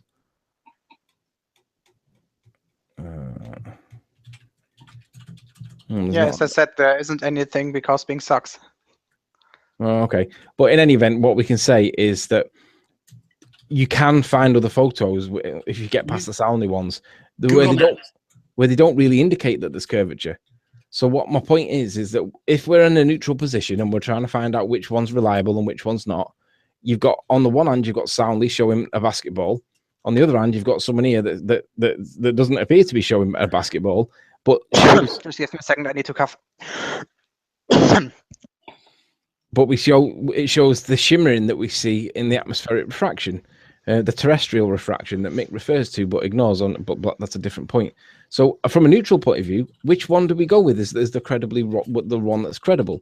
Now, there are things that we can do to check, because we've already discussed how blue the water appears to be on Soundly's thing, and it would appear that he's on mode 1, which would be the correct mode to be on. And look how not blue that water is. Now, of the two, which from a water point of view, which water looks the most credible? I mean, do you see blue waters like that in this, or is it normally the grey, greeny, murky stuff? And I would go with this one because that one looks more real to real life. Yeah, if I had to go with one, if I just had to choose between the two, I'd always go for the one with the better resolution, I think, because color can be messed up quite quickly, but resolution not so much.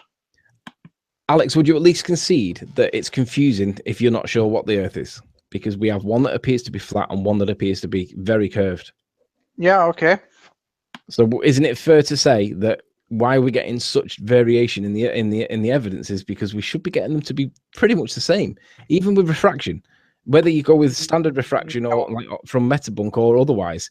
No, I mean, it's quite hard to tell if you have these two pictures to be 100% sure that the atmospheric conditions were different. You know what distortion can do to pictures like these. Yeah, well, the two were taken simultaneously, I'd say there's something wrong with it. But without knowing the conditions, there's no reason to. I do know to what, go with one. I do know what standard refraction is. Let me show you, and I'll show you the problem. Yeah, but how do you know that standard refraction applies? Standard refraction is just a value that makes it easier to calculate it. Well, according to in a standard way, but hang on. According to the leading self-proclaimed authority on standard refraction on his website, it's an approximation of the refraction expected under the standard atmospheric conditions. Right. Please go to standard atmospheric conditions. I will do. And when we go to the standard atmospheric conditions, the description dictates that it's the continuous. In this, it says. The mathematical model divides the atmosphere into layers with an assumed linear distribution of absolute temperature against geopotential altitude. Right. The other two values of pressure and density are computed by simultaneously solving the equations resulting from, and essentially it's the vertical pressure variation. Now that goes up and down, which is and the ideal gas law, which is dependent on temperature, as you can see. Yeah. But essentially, we're seeing a continuous variable on the element to this formula. This is exactly what we see. This is a shimmering, which is exactly what this describes. Now, standard refraction, according to Mick West, is based on it. But what we can see by this bit here, that actually maths is calculated on an arc.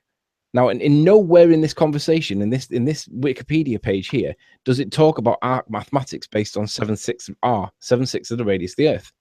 So because you can when you're talking about the standard atmospheric refraction, it will behave as if the radius of the planet would be bigger, because if you calculate everything together, you will end up with a factor of 1.2 or whatever 7/6. I'm so glad you said that. Why? Because when I asked Mick why does he base his maths on 7/6 R, when it clearly says his standard refraction is based on refraction expected under the standard atmospheric conditions, which doesn't base it on an arc mathematics, he gave me two references that he suggested were really good sources.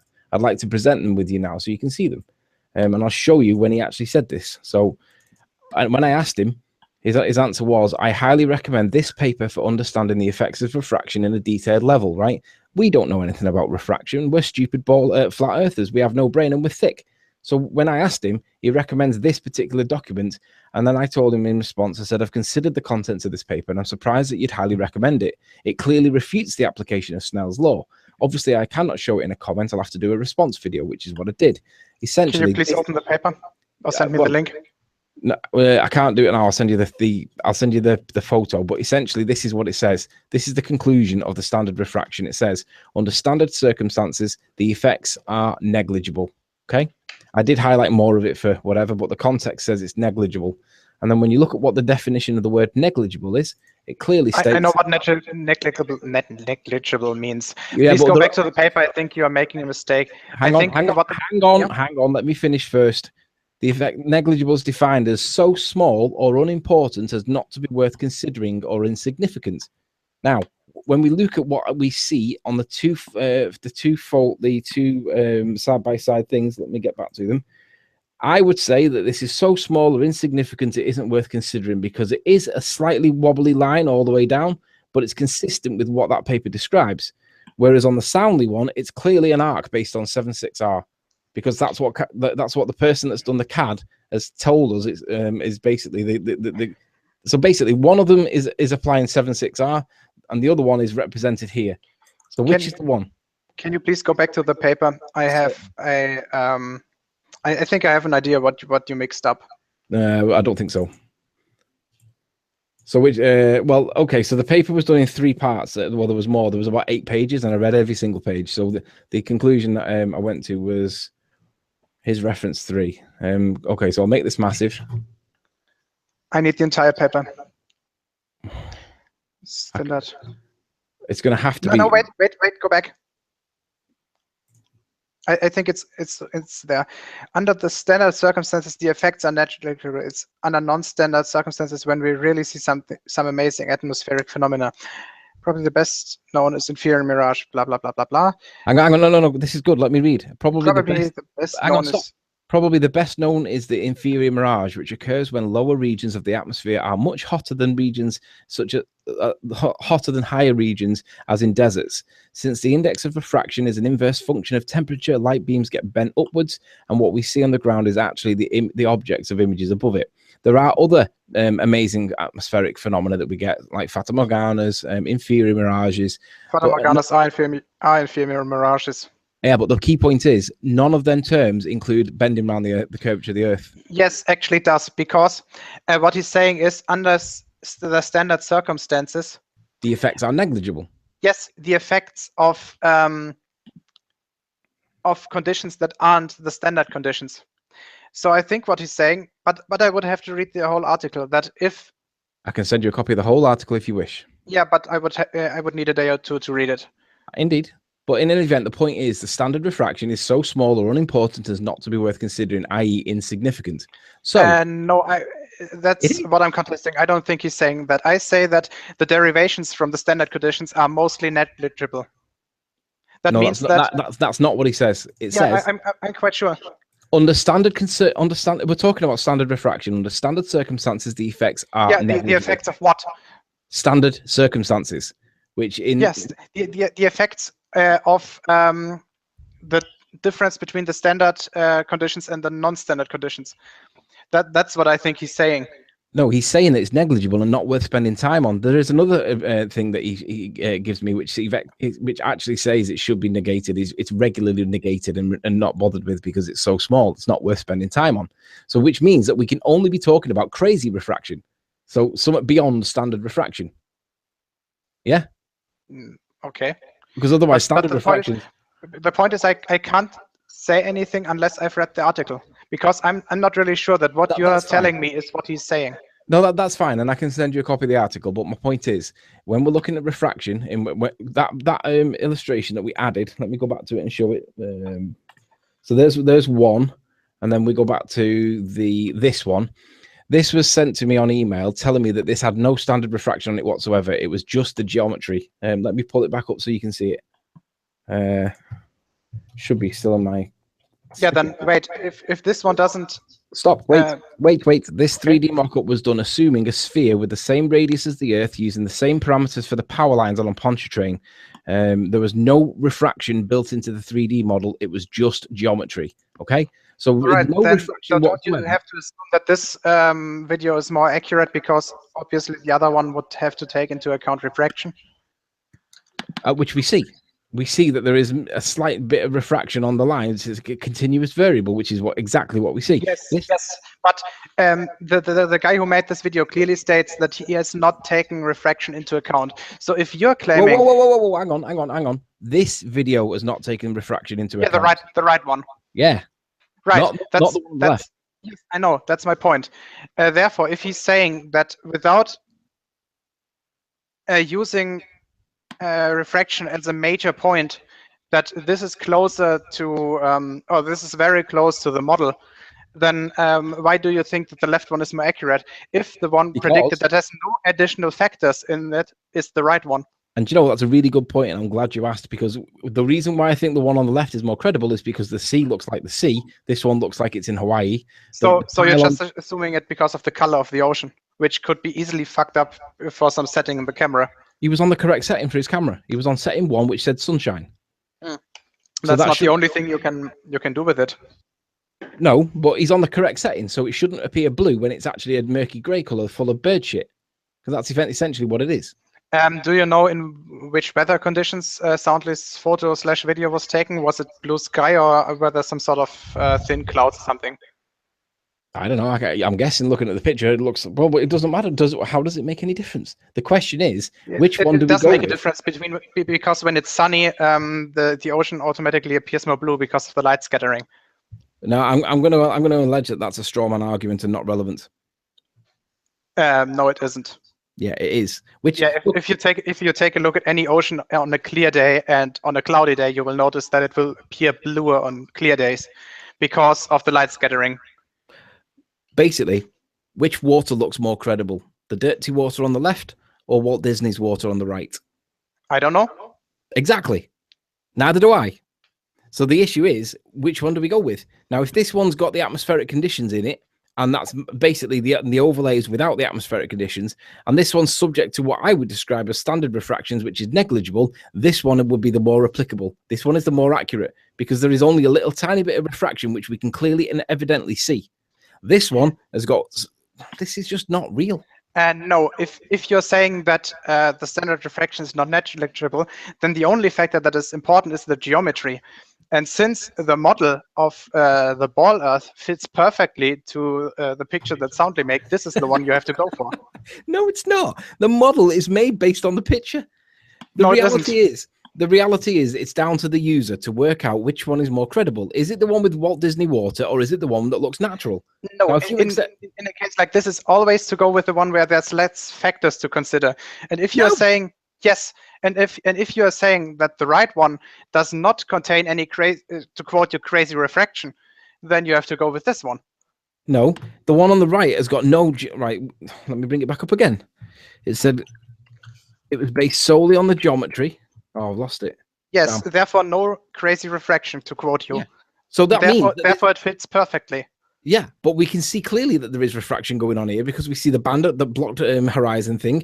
We don't appear to see that on this one for whatever reason, but that doesn't mean it's fake or false. But the question becomes, who do we believe? What do we believe is true? Now, at this point, I want you to shush, Alex, because I want Nummy to respond and tell me what you think. Sorry, I was not paying attention to the last couple of minutes here because I was just looking over some of the evidence. All right, Nummy, I want you to pretend that you're a stupid flat earther with no brain, because that's what we generally get credited with. Which looks more credible as evidence, in your opinion, based on what you would? If you didn't know whether it was flat or round, or you didn't know that there was an argument, which picture would you say looks more real, and why? Well, I think the picture on the left, because I mean it's well known that perspective lines disappear over the horizon they go straight down and up. I agree. No, they don't. Parallel lines don't intersect by definition. No, that's right. But perspective makes them. I didn't say that they intersected. I said that they go up and down toward the horizon. Up and down, but they actually don't. They are parallel to the horizon. The only thing that you're saying that they are going up and down is because from your vantage point it looks like that. Well, that's what that's what we're talking about, is the picture that's taken from a vantage point, right? Yeah, all right. Then sorry, I didn't understand you correctly. Right. So he's asking me to look at the photo. He's asking me to look at these pictures, not to explain the laws of perspective. Yeah, and essentially none of us really know, because we'll get told two different sides of stories. Now, Alex believes one side, I question one side and tend to believe the other side. But everybody in chat right now has seen that there are two conflicting pieces of evidence that both of them look as though you could believe either. Depends on what your prejudice or your bias is either way. So yeah, and that means that Numby didn't answer your question correctly, because he didn't know. He said that he would expect the left one to be correct because of the two lines that are quote unquote going up and down. But that only happens if the Earth is already thought to be flat. If you don't know the shape, you can't determine whether they should merge the way they do on the left side or the way they do on the right side. No, my claim was that that's consistent with what we see normally on flat planes. But you have to consider that on a spherical object, which to remind you what Anthony's question basically was, it was without knowing the shape of the planet, which one is more credible? Well, if you're saying the planet's a ball, then normally it wouldn't be a flat not about planet. what I'm saying. What Anthony's question was, and please, Anthony, if I'm wrong, tell me that this was not the question you asked. Without knowing the shape of the planet, which one is more realistic? And you can't say that the merging of the two lines proves that it's more realistic, because that assumes that the area on which the panels are standing are already flat. You can't go by the merging of the pictures to say that it's flat, I said that, and therefore saying that the pictures. I added the condition that it's consistent with what we normally see in other situations other than this photograph. So if I was to determine which of these photographs was more realistic, it would be based on a comparison with my experience seeing this kind of situation in other contexts. And I would say that the left-hand side looks more realistic in that sense. The mere fact that there's an argument or a disagreement between the two of you mean that it's not clear. Otherwise, one would say, it looks to me like it's number one or number two, and then the other would say, I agree or disagree, and then it wouldn't be a contentious point.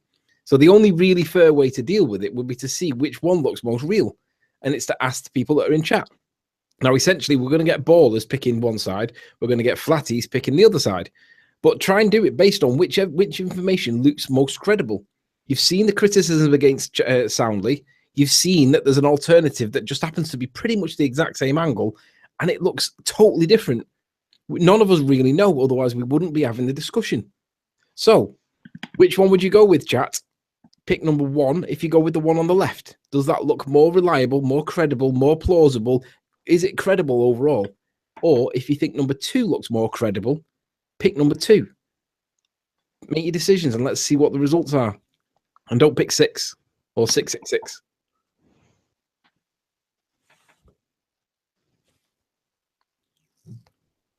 Both can't be real. Yes, obviously they can. They would just be filmed under different atmospheric conditions.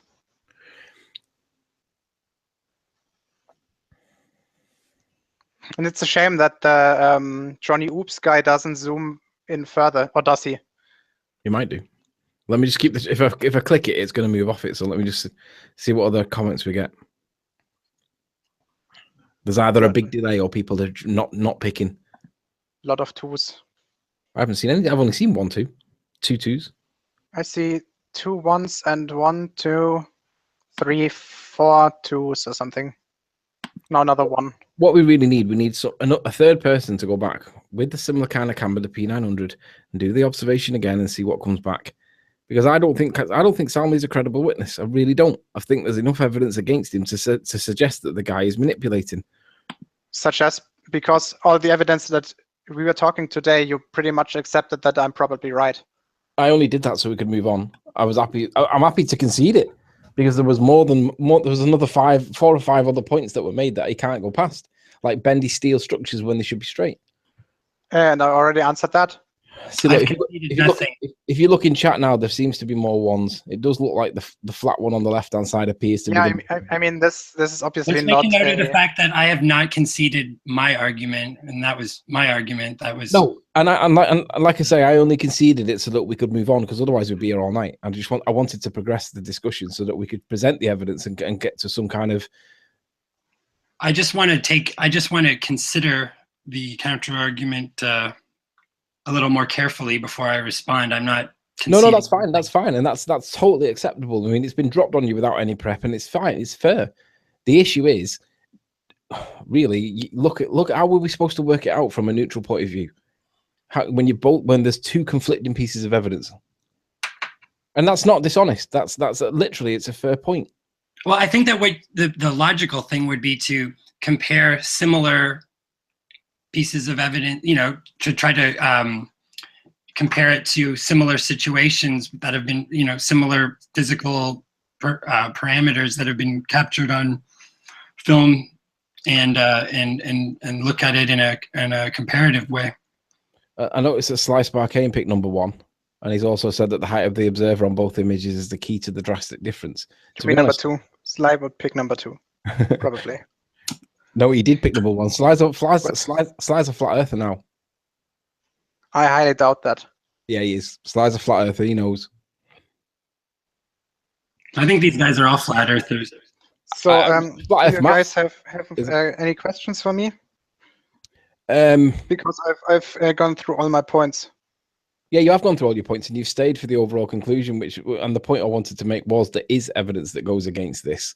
And I'm glad that it's before Soundly and it's not done after Soundly, because if anything, it looks like Soundly's tried to debunk the Johnny Oops photo more than Johnny Oops has tried to debunk Soundly, because obviously Johnny Oops did it like 6 months ago. Yes, no, 5 months ago. So, I mean, the reality is we don't have. How the hell do we know? Just give me a second. I think there are videos of Soundly that are older. Now, forget. Don't go. Not 1/2 a year. Don't pick Soundly ones. Pick non-Soundly ones. Yeah, I mean, yeah, you're right. The newest Soundly one is about 1 month old, so I was wrong about that. So really, what we need is we need more people to go back there and get more evidence, because we need to see what it really is. And even standard refraction doesn't account for the curve on the right, and neither does special refraction according to anybody else. Yeah, therefore it's only geometry. No, it doesn't. No, it doesn't create an arc of a 7/6 of the radius. It creates you either get a Fata Morgana, a superior, an inferior mirage. You do get other shit going on, but at no point have I seen any reference to 7/6 of the radius of the Earth being a refraction based on bending around the Earth. It's you know that this easy approximation. The Yeah, 7/6 radius just says if we had a atmosphere that you know that our atmosphere has a refraction, right? So if we had to have an atmosphere without the refraction, which size should the planet be? It's just to make the calculation easier. Yeah, but the problem is the evidence appears to be totally conflicting. It appears to be both again. How many arguments are there out there flat all around? And they both appear to be the same. They both appear to have, if you type in flat Earth before it, it goes flat. If you don't type in flat Earth, you get something like soundless. How are we meant to work it out when it appears to go both ways, and it shouldn't do? Wasn't that a question to me? It was rhetorical. You don't have to answer it. Right, so I guess we can wrap it up because we are effectively finished. I just wanted to show that there is conflicting evidence out there, and it still doesn't support the ball Earth model at all, in my opinion. Alex, you are free to leave if you wish. Thank you very much for stopping by. I don't know whether we should open up the chat. No problem. So see you. Thank you very much, Alex. By the way, for the guys who were in the chat, so Sly and Hillel and whoever wants to join, I think I'll open a private hangout via G Plus to discuss what happened here. It will not go online, so just come on and join if you want. Sure. So see you. Thank you very much, Alex. We'll see you soon. No problem. Okay, so Anthony. Nummy, how do you think that went? Well, I think I don't know. I mean, that I have a strong sense that there's something wrong with the argument that he was making about why the shed should appear the size that it appears based on those angles. And I think that it's has something to do with the fact that he didn't compare the angular size of any objects that are actually in the... I don't know. I'm baffled by the maths. I think I can figure out how that, what's going on with that argument, because I'm quite sure that it doesn't make sense. And it's just a matter of understanding what he's saying exactly. But I will have a think about it and come back to us. Well, just right away, here, I'll just share my screen for a second. Sure. Just to show, like... Hang on, just before you go off, what's your views on these two that I've got on screen now? I mean, even a neutral person would accept that these are contradictory. Yeah, and I don't believe that this refraction thing can cause this bending around the Earth. I know it says it can in the manuals, but I don't accept it. I'm finding that the footage on the left side to be problematic as well for me. So I would have to look over that a little more carefully. Like I'm not really I wouldn't attach myself to either of these images personally as being real. And I don't know which is supposed to be real. I know we're supposed to. Well, I don't know that either one of them is real. So I think that, to me, I don't think that it's very determinative. That a comparison of those two shots can be used to determine anything if we can't verify that that one or both of them are genuine. Which is, so it may be a moot point, I'm not sure. I think that there's things about that other image that don't seem right to me. What I would say that does seem right is the color of the water. I mean, I know I'll keep saying it, but the water that looks like water, it doesn't look like Hawaii, and that looks like it's been made by Walt Disney. And there was other things about the soundless stuff that you showed yesterday that when you add all the things together, it does create a suspicion against Soundly, and that doesn't appear to be in this photo. It appears, in this video footage, it appears to be good. So, but the point is, it's fucking confusing. Yeah, can I just show you one? Yeah, go on. Let me stop sharing. And I'll answer I'll see who's calling first, because this can only be one person. Okay, see who's there, and then we'll discuss this. All right, give me 30 seconds. Okay.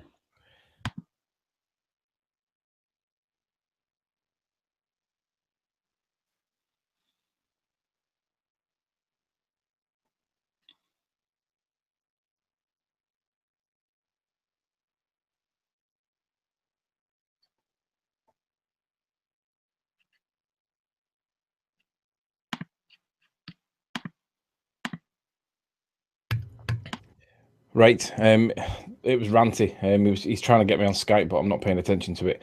He said, have you noticed that Soundly only ever takes the image of that? He only ever seems to do these images when it's raining. I don't know that it's raining or not. But I said, why would that be relevant? He said, think about it. If it is raining, it's going to create lots of lensing, and it's going to have an effect. Yeah, I don't know. I try to stay away from all of the weird the arguments that depend on all these hard to determine variables. But anyways, I just wanted to show something. And there is one other point that I want you to go on. You share your screen. There is one other point that I want you to address, and not address. I want you to illustrate and understand. It's to do with that kink in the bridge. Yeah, okay. Let me just go over this one other thing first. Okay, so when we look at this photo, the thing that strikes me and the problem that I have with these photos in general is that the size of these objects as they recede into the distance is not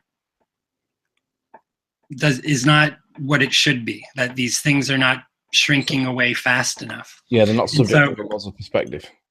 Right, and so if we look at, say, if we use this angular size calculator, so this is used to solve for the angle. I put this in the mode of solving for the angle based on the distance and the size of an object, right? Yeah. So if we look at this 0.5, like the way that who's the guy we were just talking to, Geo? Yeah, GeoStreamer.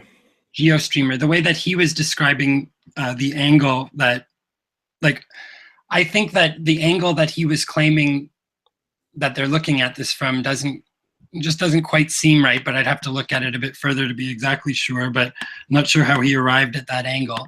But that it was, nearly parallel to, like, pretty close to, like, looking straight down the bridge, right? So it's not like you're looking at all of these signs from anywhere near like an equidistant point.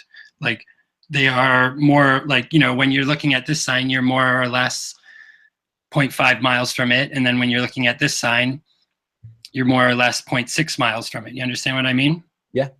So like these are kind of accurate to how far away that these signs are getting from you. Yeah. So, I'm going to estimate that, say, these signs are, well, 1/10 of a mile.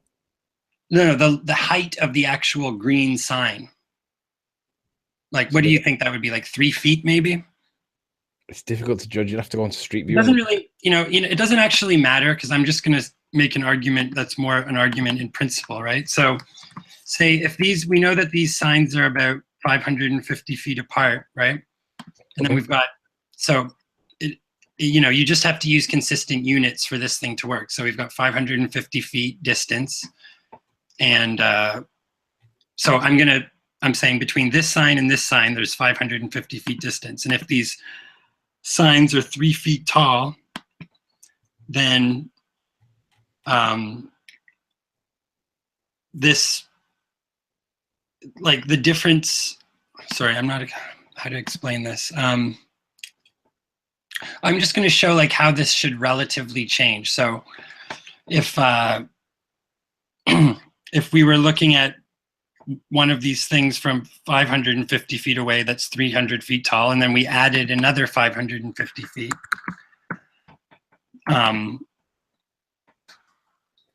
then it should be half the size, right? Yeah. It went from the inverse square law being applied. Well,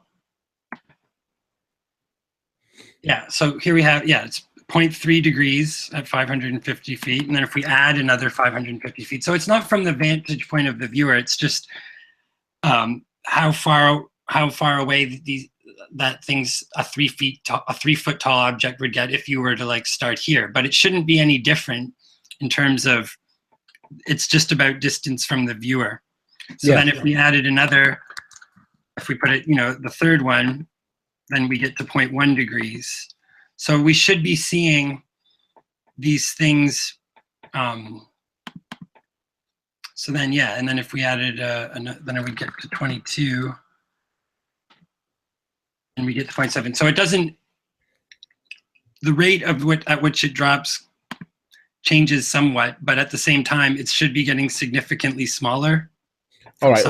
From object to object, based on just the distance angle from the viewer, right? So what I'm claiming is that it's like this sign, and this sign, like there's not enough difference in change of height of these objects, and so it doesn't. All right, so let's analyze this image that way. So basically what he's doing with these angles, I'm not sure exactly. I think that what you have to do is translate those angles into actual size, right? Yeah.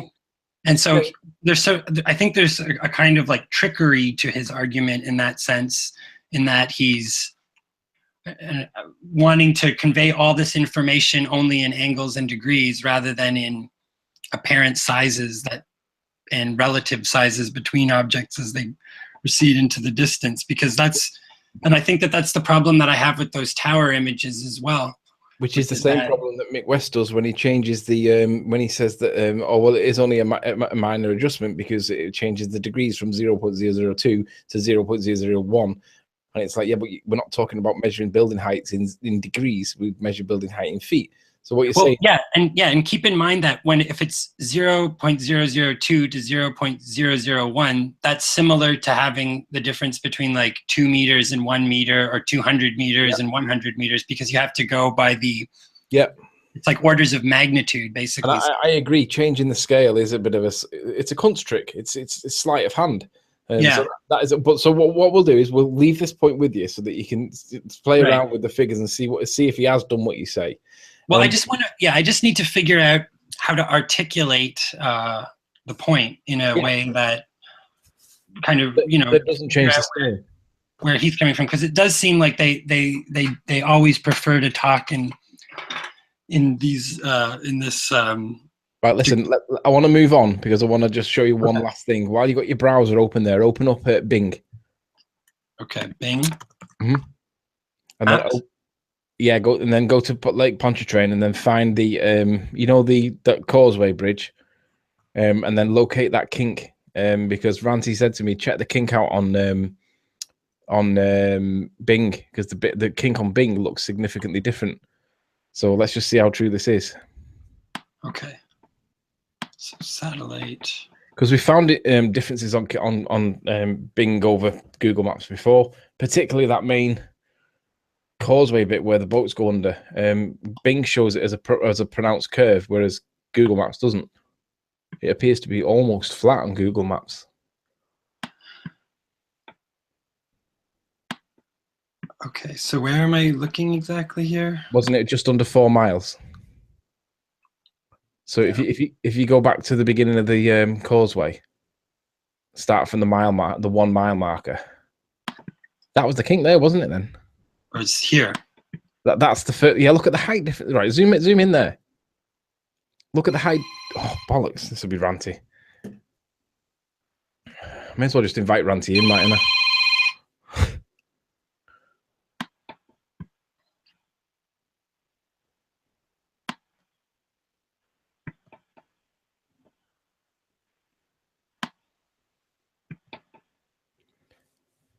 Ranty, I'll just send you a link. Right, I'll send you a link. You can come in and explain it. All right. He's saying it's also the images. All right, I'll send him a link because yeah, I don't know. I can't. This doesn't seem to work well for me. Oh, here. Okay. You can articulate it now. Just hang on. Let me go to where are you? There we go. All right, Ranty, it's on Skype.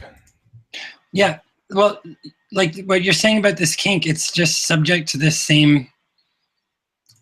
It's the same problem here, where it's the like, if this was representing this kink in this bridge, that it should also change in size considerably over that length as well, based on. That looks really flat. It's a very, very shallow. You wouldn't even notice that, I don't think.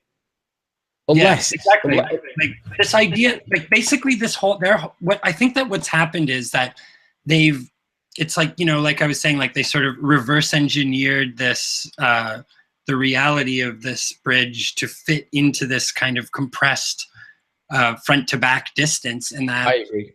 This kink may actually be what would result if you smushed all of this really closely together. And I think the car lengths kind of could be used as a ruler in that sense, because like this is supposed to be each one of these little oh wait, am I sharing my screen?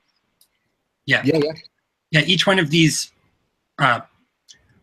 posts, or each one of these mile markers is supposed to represent 550 feet, but it doesn't. The car lengths are not, you know, commensurate to that. Like there's, you know, if we use the cars as a ruler, we would get a very different kind of result. All right. So, Ranty, what were you going to say about the kink? Yeah, I mean, now that I've had time to look at these images, it really is pretty easy to see what's going on, to be fair. You've got two things that are the issue. You've got, well, let me look at what you're looking at now. Okay, so you see the cars going up the hump. The kink or the hump? The hump. Yeah, there is one car on the hump. Yeah, so the car's going over the hump and it goes down the other side and it seems to drop off.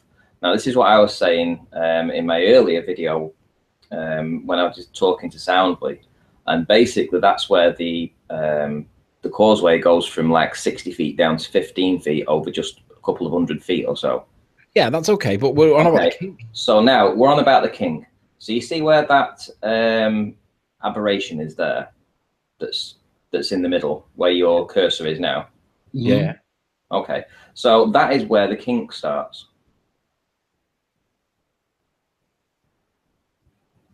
Yeah. So if you're looking at the kink moving towards the other lane, so if the kink moves towards the other lane, which it does, what you're going to see is a change in the angle from the viewers, from the perspective that you're taking this image from.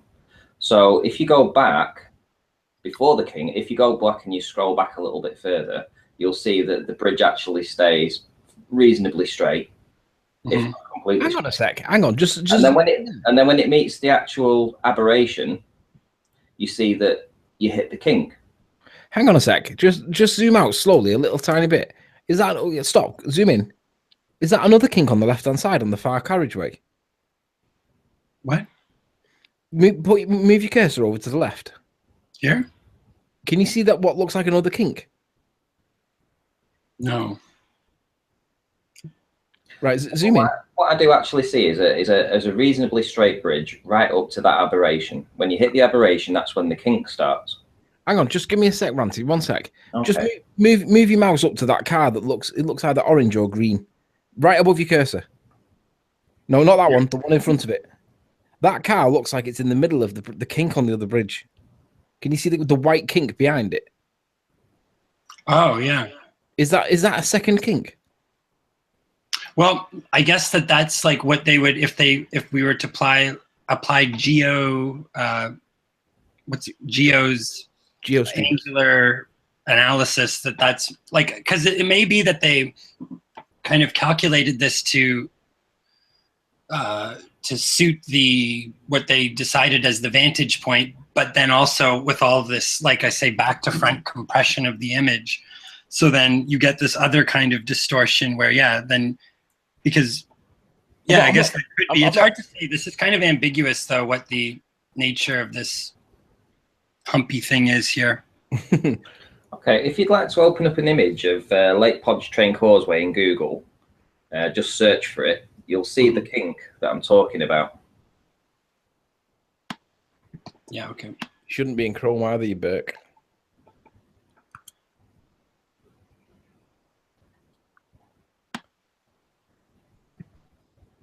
yeah, if you just search for images, you know, it's the last point. This anyway, because I'm wrapping it up after this. Okay. Yeah, you need. Yeah, that's it. So.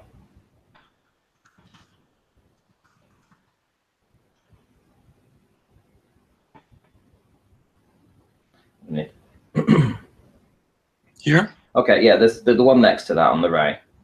That one, yeah. So if you click that one. This one? Yep. No, that was one. no. The one above that. 3. Yeah, that one. Yeah. So can you see where the kink starts? Yeah, it's only on the one side though, isn't it? It's on the right-hand side where he's taken all his images. Hmm. And you can see, if you look just past where the kink starts, and if you scroll back in, go a bit larger, can you see where the actual drawbridge is? Yeah, where the dark blue water is. Where the dark blue water is, you can see where the actual drawbridge is, just past there. Yeah, I can see that.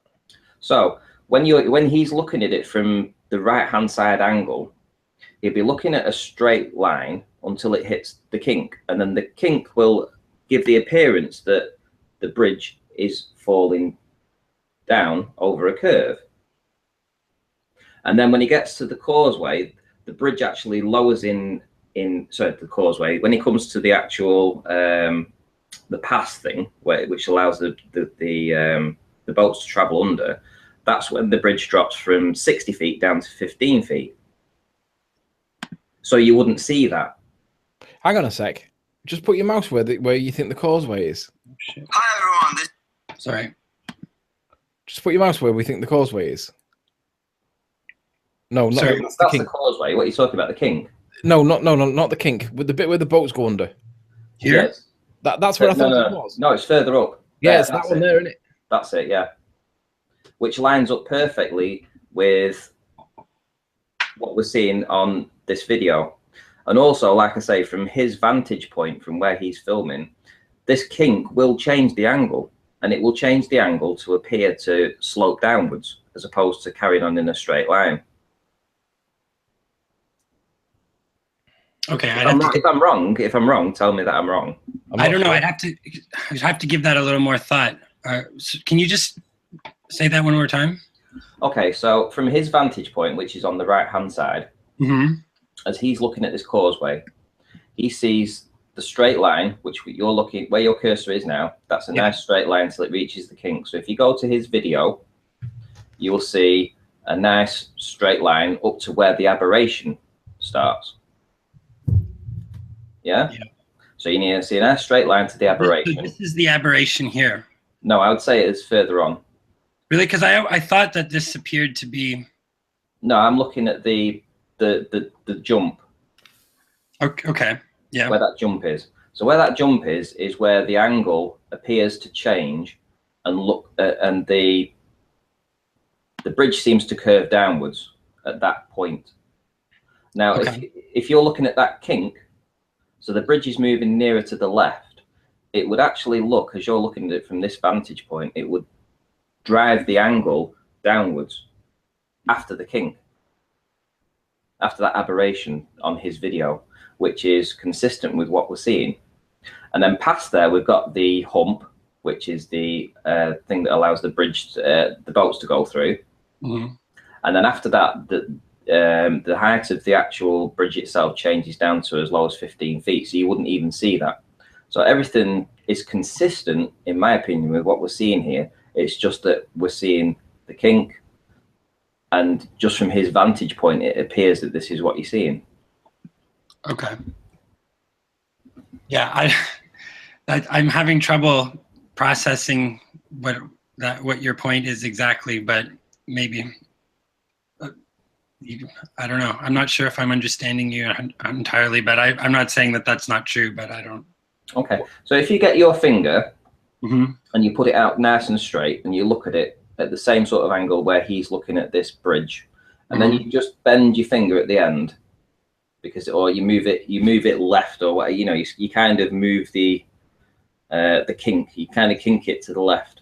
It would appear that as you're looking at it now, you're looking at the end of your finger would appear to be looking downwards, just like this image is here, like it's curving where this kink is. Okay.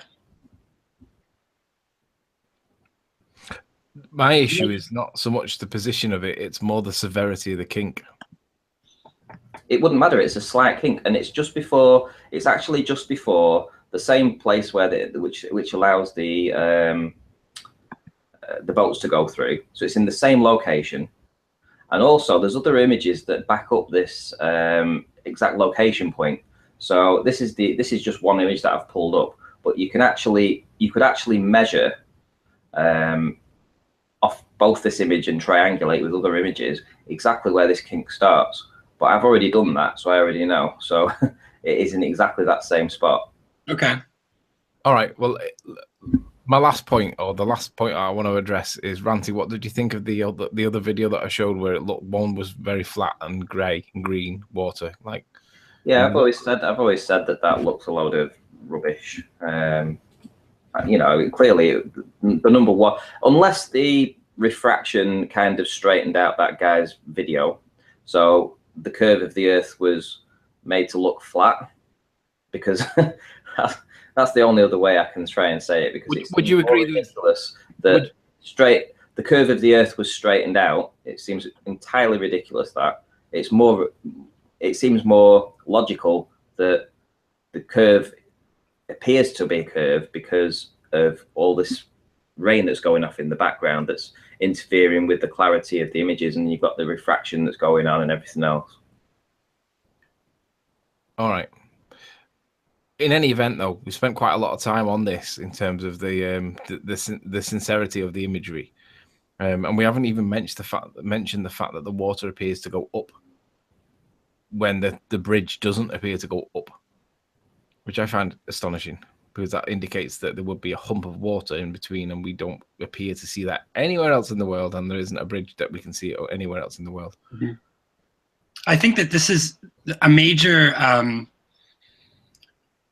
problem with this photo too, is that like these segments, I pointed this out yesterday, but I'd like to just reiterate this point, that another one of these perspective issues is there's these segments here that represent, there's 8 of them per 0.1 mile length, but they go from this scale where they're not diminishing in size the way that they ought to based on perspective, but then they suddenly are very squashed, cut in half seemingly. Yeah, I'd agree with that, but I don't know the apparent size of these segments is suddenly cut in half and then doesn't diminish the way that it should due to perspective, because like I say, you can just use the angular size calculation for each object. Like the main problem with their claim is that there's this back to front compression will change the apparent size of objects, and that's false. And so, yeah, like I say, I think that basically what, as a preliminary rebut, and I'm going to try to go into more detail about that, is that his angular calculation works because they've accounted for all of the objects that would come into your field of view, but because they've compressed all of this space, like then they can compare it to the map, but that it wouldn't be, but still the size of individual objects is not congruent with the angular size that you'd expect based on perspective. Sorry if that's a bit long-winded, but it's okay. Anyways, yeah, that's all. All right, let's wrap it up, because I'm ready for going to bed. Essentially, I mean, it doesn't really change anything, but I think the overall point is that there does appear to be 2 videos that are completely contrasting, and I still think that sound is cheating. I don't think that the other guy's cheating, but we really need someone that lives somewhere near there to go and verify it one way or the other, because I'm not having that refraction bends around the curve of the Earth. I don't accept that at all. It's bullshit. And I'm not having that sound is being truthful. I want somebody else to go back and verify and see which one it is. There is evidence on YouTube and on Google that it appears to be flat, that's outside of Soundly and outside of that for the other guy. But we need someone to go back and do it. If there's anyone that lives anywhere near Lake Pontchartrain or knows anyone that does, somebody go back and do it, and let's put this issue to bed. If he's cheating in some way, let's show it. Guys, thanks very much for your time, and thank you guys in the chat. This is now the end, and I am going to bed because I'm shattered. So next time, hopefully, we'll have either somebody with a P900 that's gone back there to verify these two claims, or I don't know, Soundly will be risen from the ashes and he will become the prodigal son, and he'll come back and everything will be forgiven. But in any event, it's time to go to bed because it's late. Thanks for stopping by, and we'll see you again soon.